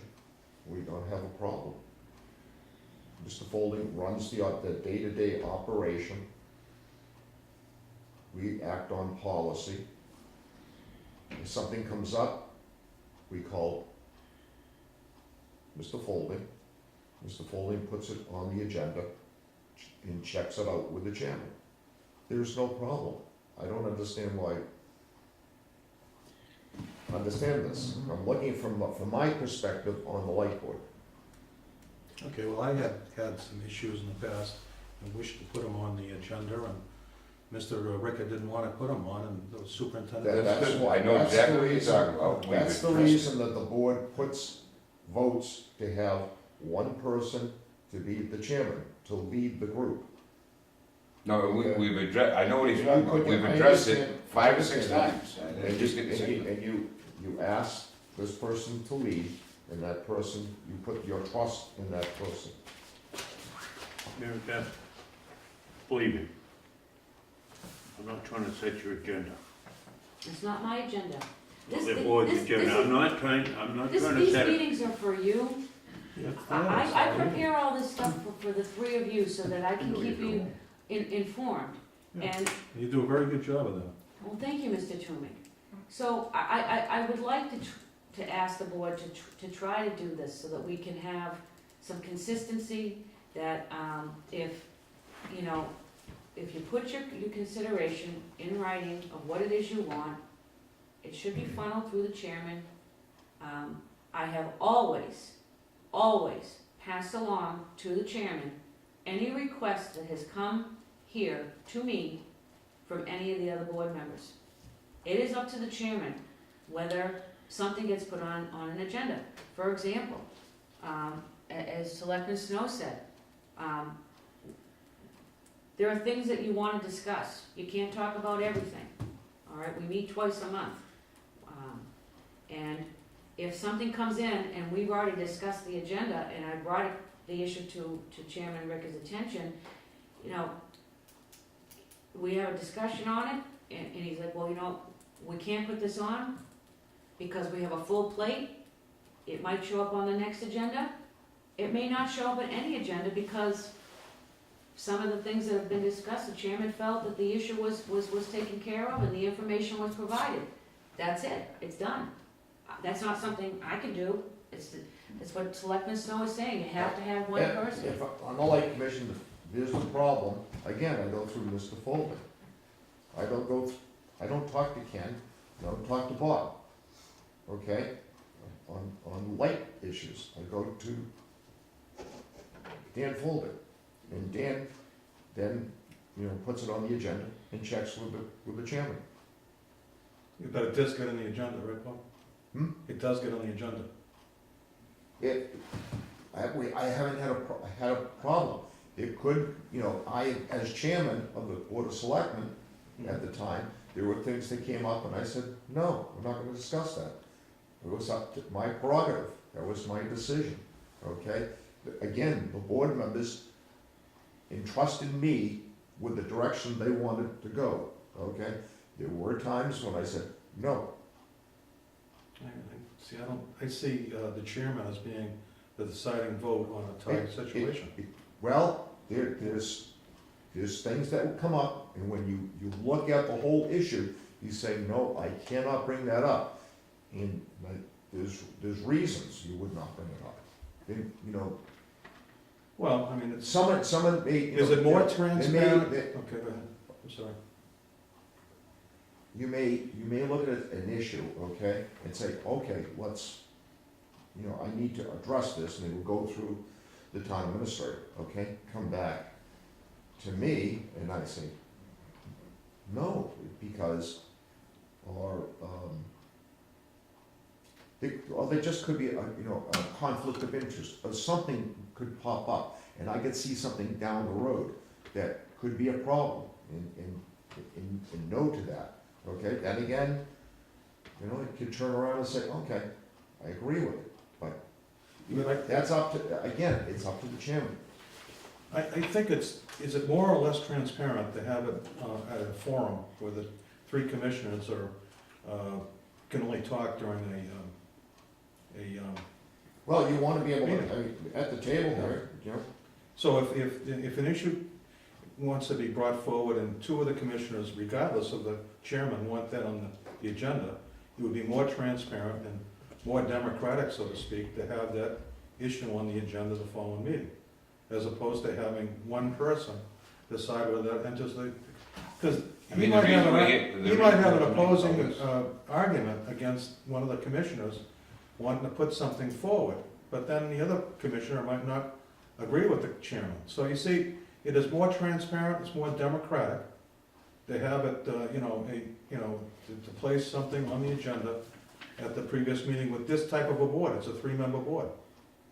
We don't have a benefit of having a five-member board, where you could have a conversation with one of your the other selectmen. Again, the conversation I would have would be strictly, a something, not dealing with money or deliberation, okay? Yeah, I mean, the key word is deliberation, so.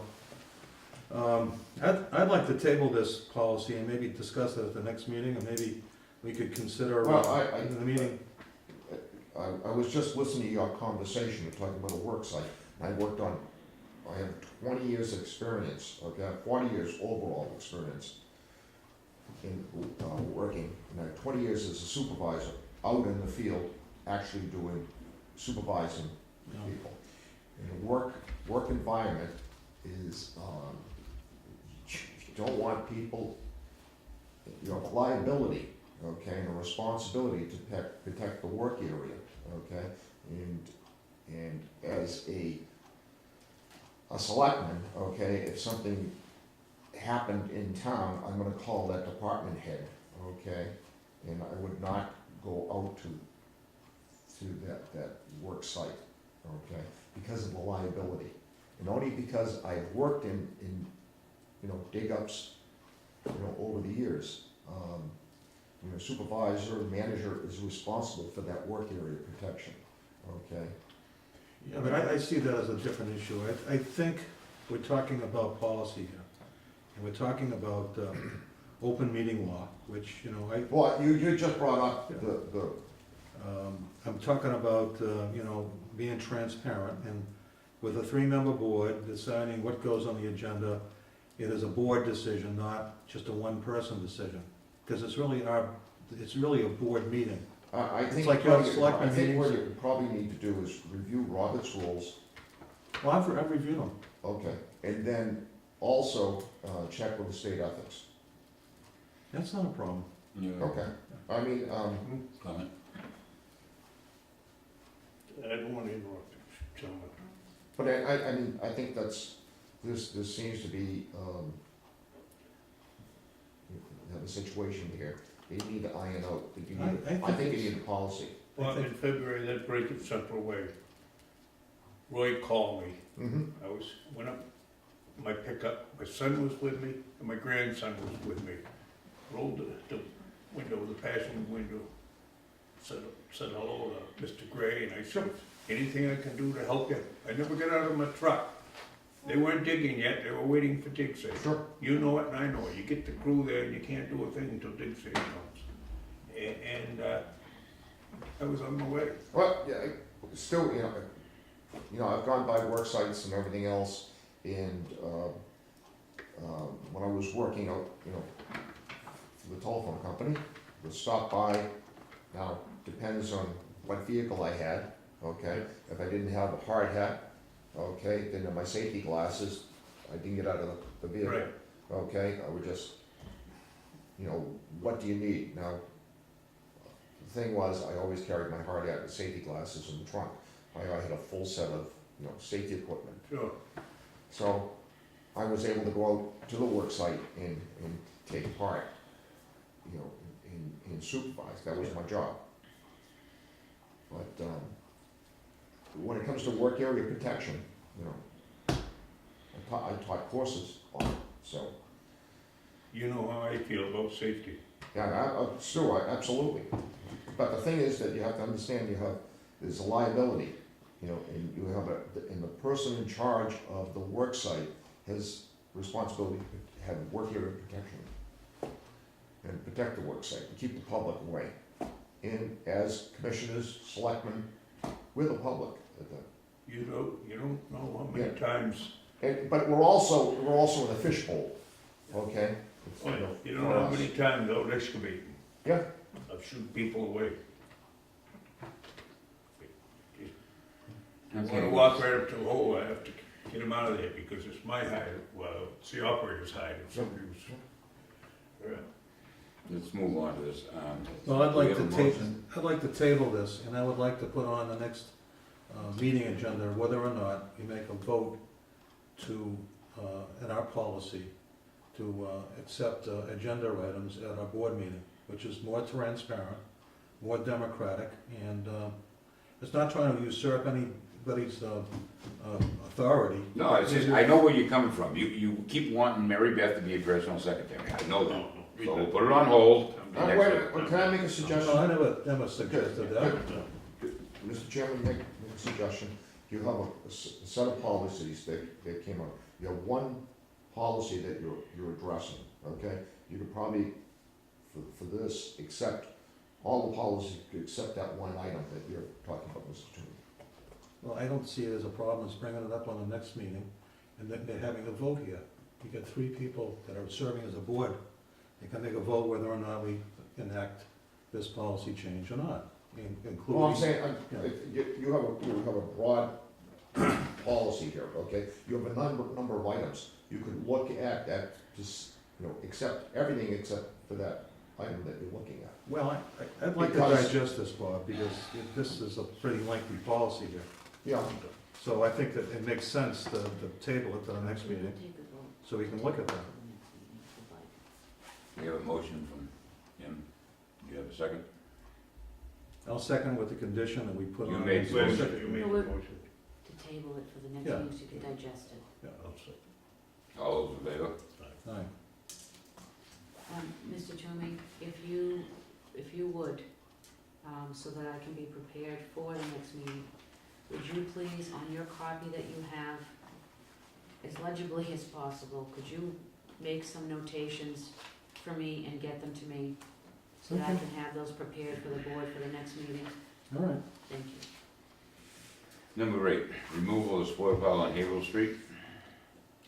We have a letter from, actually from Jonathan Carey. He talked to Jesse Warren, TW Excavating. Jesse's agreed to remove this fill free of charge if he's able to retain the fill for his own use.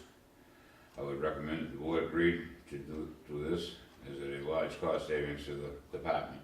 And Jesse has indicated that he can have the pile removed by May 1st of 2015. I'd like to make a motion that we go for this. Do I have a second? I'll second that. All those in favor? Aye.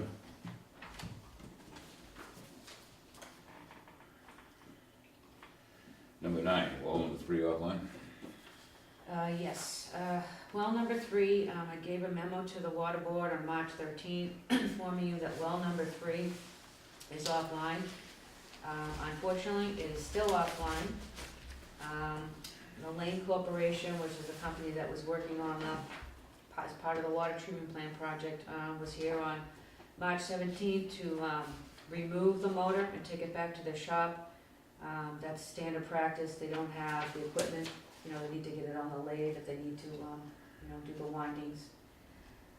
So with that, in your packet, I have asked Weston & Sampson to, as part of the treatment plant project, purchase a spare motor for well number 3. So that in the event we have an issue, that rather than being down for months, for the repair, we're down for days swapping out the new meter, motor. So what would happen, we would put the new motor in, we'd be back up and running, and when the motor came back, it would just go right on the shelf as the spare, and if something happened, because this is well number 3, and so this is one that's going through the treatment plant, so it's been offline, and I don't know how long it's gonna be. We may, just recall, we may get it back as early as a week. I had asked Rob, the primary operator, to follow up with Lane to see where we were at, because this is very important. We're gonna be approaching, springtime planting. I know there's snow on the ground, but it's inevitable, it's gonna So- happen, and demand will go up. You wanna So vote for this amount here? Will that motor also fit well too if needed, if you had a spare on the shelf? that's the only well that doesn't have a spare motor. How do you like that? Everything else, there's a spare motor for, and the ones we have, they will fit. Okay. So this is the only one, so, no, you don't have to, I put this as part, I just wanted to make the board aware, when you, that we're, moving forward with this, because, this is very important. I'll make a motion that we, approve this expenditure for, the new motor for, Water3 and have the old one repaired, keep it for spare, and the cost is Pretty cheap. round figures $3,500, $34.76. I'll second that. All in favor? Aye. Number 10, well, April shut-offs for non-payment. Okay, so this is separate now, just want to be, from the liens. This is, what we've talked about before, about, the water department. The water department is part of standard operating procedure in any water department. You shut off accounts for failure to pay the water bill. The last time the water department in Raleigh shut off any water was in 2012 for non-pay. Working with Penachuk, the original list that we had 373 accounts with 60 days overdue. From that list, we took a look at it, and it's pretty easy to see that it would be like, 7 cents, 10 cents, a matter of taking the discount, not taking the discounts, and interest. So obviously, I'm not gonna shut somebody's water off for a penny. So, the list, after we reevaluated the total list, we came up with 192 accounts that were 60 days overdue, for a total of $74,322.61 owed the water department. I don't understand this. The first part of the meeting, we were down to, That's separate still, okay? That's the liens. This is totally separate. Okay. So what we did was, You still actually would have come down too, though, compared to what we were, correct? yes, so, we're down to 192 letters were mailed. And in that letter, it asked the customer to pay, you also have the example of the letter in your packet. To pay X amount by the due date, and if they didn't, a second letter, which is we're getting ready to send out. So if the customer doesn't pay the water bill in full, which we're asking them to pay by April 6th, a second letter, shut-off letter, will be gone to those remaining. I can tell you that people have come in and have been paying monies that have been overdue, so we are collecting some revenue. Once these letters go out, so we'll rerun the list, and say there's 100 left, 100 letters will go out to those remaining customers, notifying them if they do not pay the water bill in full by April 17th. The water department will be out the week of April 20th, shutting off the water. The water will not be reinstated until the water bill is paid in full. there is a $50 surcharge for shutting off and a $50 charge for turning on. And that's what we're doing. Okay. I did, if the board wants, I'll give you a copy. I did not give you a copy of the list because you may or may not know people on the list, and I didn't want you to, be upset or anything. So if you Yeah. want a copy of the list, I'll give it to you, but I just thought it might be better that you, I'd rather not know than me. after what we went through with the liens and things. Okay, so I just wanted to update the board, so we have been collecting. There are some accounts on there, it's very shocking. We have one customer who owes the water department, a little over $12,000. And this customer, has not been paying water bill on purpose. Is he one of the people we sent a lien to, put a lien on? I don't believe so. How come? Well, it's, how do I put this? Trying to work with the customer to resolve, some of the questions about, they have several accounts. It's, the way, when the information got transferred from our database to Penachuk's database, with the conversions, your records are only as good as what you have supplied the water department. So if, you have it listed under a nickname, that's what we have on the account. We don't know any better. You have a person looking at an account on a computer screen. The water bills get mailed where you tell us to mail the water bills. I don't mail them to any old address, it's whatever you had on your application when you started the account. So the customer was asking for some clarification on some things, and Chuck and I spent several hours trying to work through this, resolve the issues we thought. The customer continued not to pay the water bills, received the shut-off letter.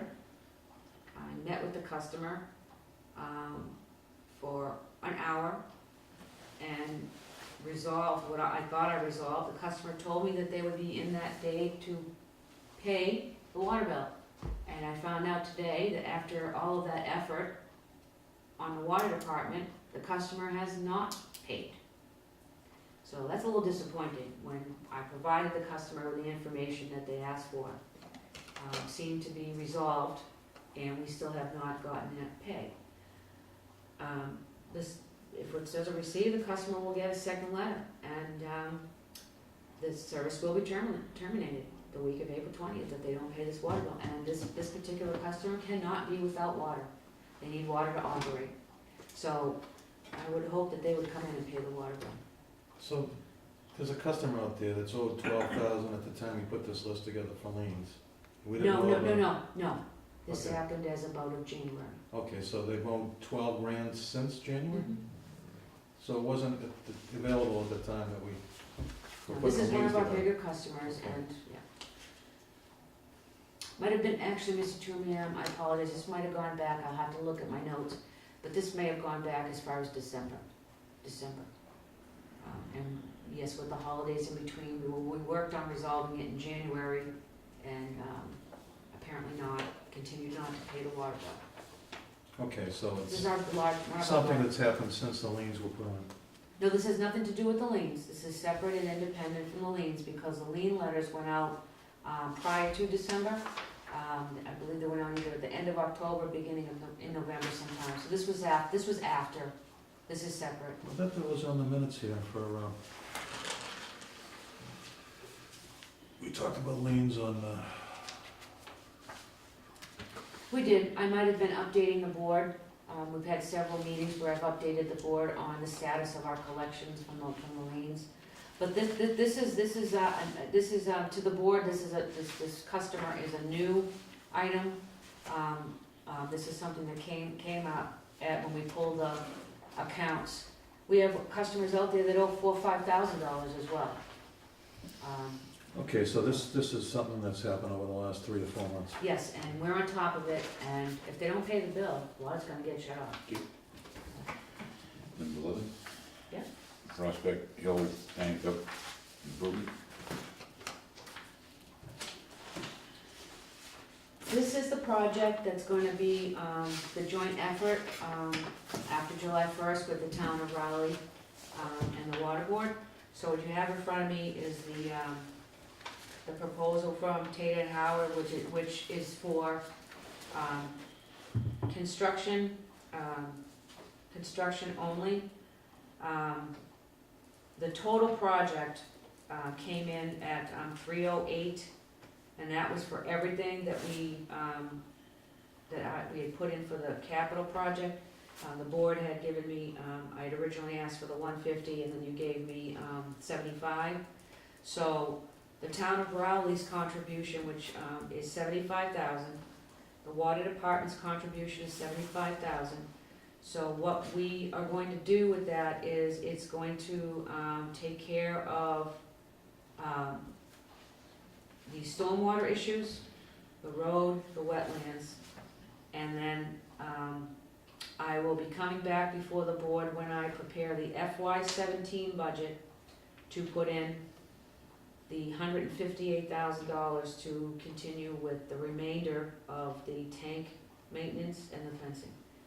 So I just wanted to just give you that update that we did get a construction cost estimate only, 150.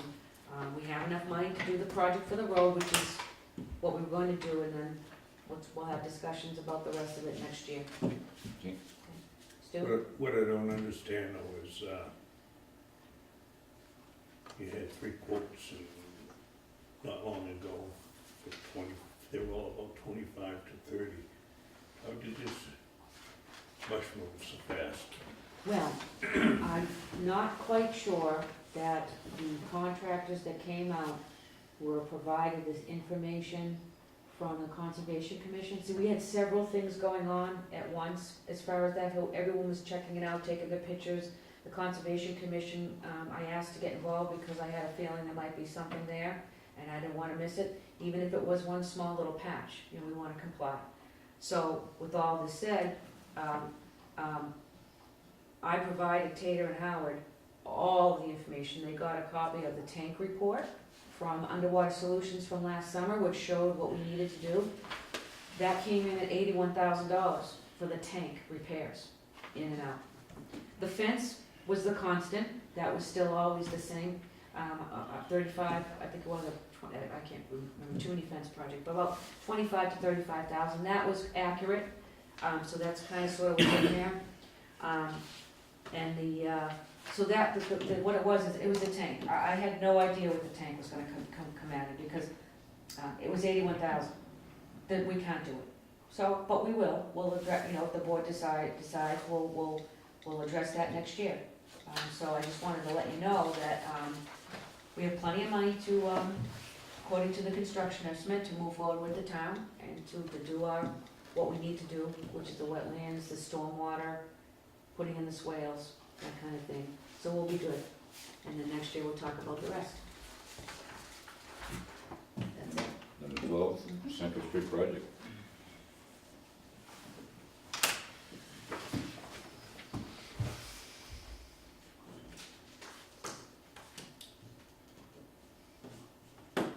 Last night, the Board of Selectmen had a public hearing on the Central Street upgrades project, and Chairman Ricker and myself attended the meeting to find out what it was all about and you know, what it meant as far as the water department.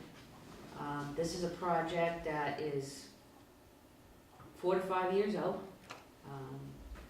as far as even just having like a plan, not even putting it out to bid. It's the project with the Bay State roads where they go around in the communities and it's free money for the road upgrades and beautification of a town. So what I wanted to talk to the board about is considerations down the road is that the project is gonna encompass sidewalks, if it goes through, whether it's voted on 2 sides or 1 side, and bike lanes.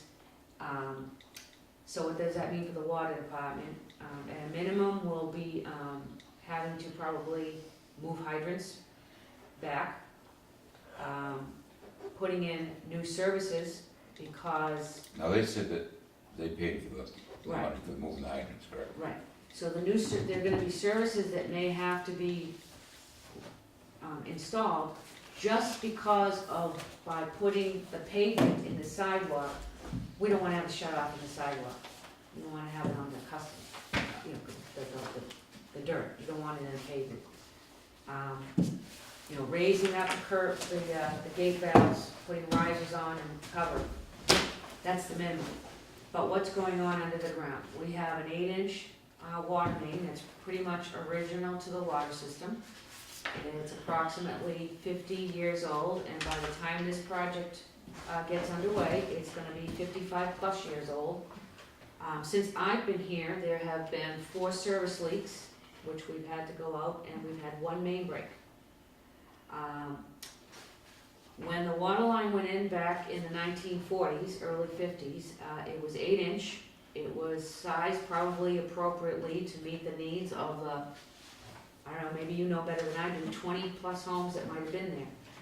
We currently have 100 plus or minus services coming off that 8-inch line. So by today's standards, that water main is undersized, and the board should consider a project in conjunction with the paving and beautification project, addressing the drainage as a whole, like road reconstruction, taking advantage of the road being dug up and placing in a 12-inch water main. There are sections out on Central Street that have 10-inch, 8-inch, 10-inch. That alone combination is very bad for water quality because you have bigger pipe, smaller pipe, bigger pipe, smaller pipe. The water's going through that and creating turbulence. It affects water quality. It affects flows and pressures and other things.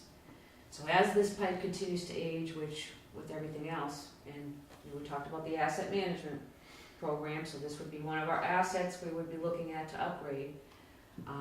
If the project goes through, because that's totally up to the town of Raleigh to vote whether they want this.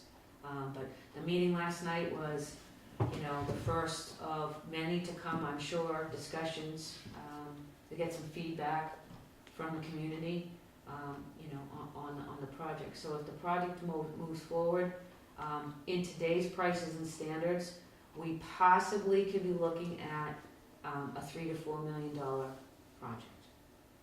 It's just the nature of the beast. It's about $200 a foot for water main replacement of that size alone. I think what we should be doing is talking to Senator Taft and see if there's anything at all that he can help us out with if this does go through. I mean, that's not this money to do all the road. It makes no sense to do all that work in that road and not replace the main that's been in there for 50, 60 years underneath it. Mhm. So, that's the other thing that what I'm gonna be doing in the meantime is all of the homework, so that at some point down the road, as I get information, I'll update the board. But there are, in line with this asset management program that the DEP is gonna be kind of encouraging, and, you know, and possibly, who knows, someday they'll have a law that you have to have one, like they've done with other things. This would be part of it. It would be, then it's the board's job and my job to do good by the town and have this program and gradually start to replace and upgrade these water mains, as part of the asset management. I agree 100%. I think it's just over 2 miles all at once. you know? Right, so what is gonna be happening is I'm gonna be looking to see what is out there currently for projects of this type. So when you hear the number 4 million, Stu, you know, it's like, you know, oh my God, that's like a lot of money. And what's in your mind? Oh, we're gonna raise the rates. Doesn't necessarily mean that. As we saw with the capital, there are ways to borrow money responsibly to get what we need to update the system that is spread over years, that there is little impact. So rather than putting the $4 million in there and raising the rates, we put in $200,000 of the interest that we pay on it, plus interest and principal. So that smaller payment on the year is a lot easier to swallow than a big chunk of 4 million. So I'll be working with, you know, as, if we move that forward, talking with the town treasurer, working with the town accountant, working with the DEP. I've asked Tater and Howard to, because these engineering firms, they're great. They have information into all kinds of grant programs, and they know about state SRF programs. There's sometimes one-time project, they have monies that the government gives them for one-time borrowings on special types of projects that meet a certain criteria, like safety or security. I mean, when they had, when 9/11 hit, there was security grant monies for everybody. So I'll be looking at that, but I just wanted to update the board about the meeting last night and to, you know, as our new forward-thinking way of, you know, upgrading our system, that, you know, at the time, you know, we should consider that. That's the key, what you just said, borrow responsibly. Exactly. Articles for the May 4th, 2015 town meeting. So we have 4 articles, well, we have 3 articles that are gonna be on the special town meeting and 1 article on the regular town meeting. The first article for the special town meeting is gonna be, we had talked about getting the road paved and adding that on to the existing monies we already borrowed. So originally, we had talked about $150,000 for the paving. But when we approached the people for the SRF borrowing, $200,000 is like it's like a threshold. So it doesn't mean we're gonna spend it, it means that we need to commit to this in order to get it. So it doesn't mean we're gonna spend it, but it will be there, allocated, as part of the treatment plant project, as part of that borrowing for the road upgrades only. So I just wanted to make you aware that that's gonna go to town meeting for the vote. And you have attached here the schedule, which outlines the payment over the next 18 years of the interest and where the calculations come from. The next article is going to be to see if the town will vote to transfer $2,000 from line 8 water department maintenance of Article 6 at the annual town meeting to be added to the cost and debt issuance of Article 6. So it's just a transfer of one line to another. It's not like asking for more, it's a transfer. So that will be a vote. The next article is the road improvements over at the Prospect Hill. So allocating the 150 and defining where the 75 from the town and 75 from the water department. So that's on the special. The last article is gonna be Article 8. This is the one where I'll need the water board to vote on this, to move this article to the warrant for town meeting. This article is to see if the town will vote to transfer $359,876 from the water department enterprise free cash to the water department stabilization fund, or taking any other action relative thereto. Passage requires a 2/3 vote of this article. Expenditures of the water department stabilization fund can only be authorized by town meeting in accordance with Mass General Laws, Chapter 40, Section 5B. So I would need the water board to vote to move this forward to town meeting. I'll make a motion, we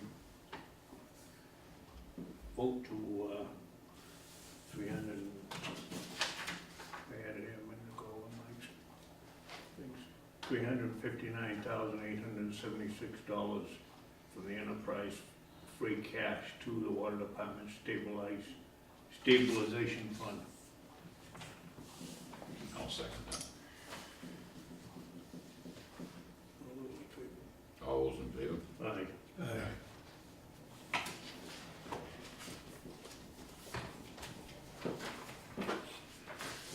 Okay, we have a joint meeting with the Board of Selectmen, executive session, April 6th. I believe at 6 o'clock. I believe it is. This coming Monday night.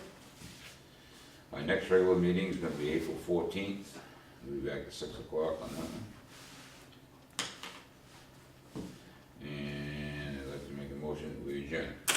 make the, you made the motion, I'll second it. All those in favor? Aye. Aye.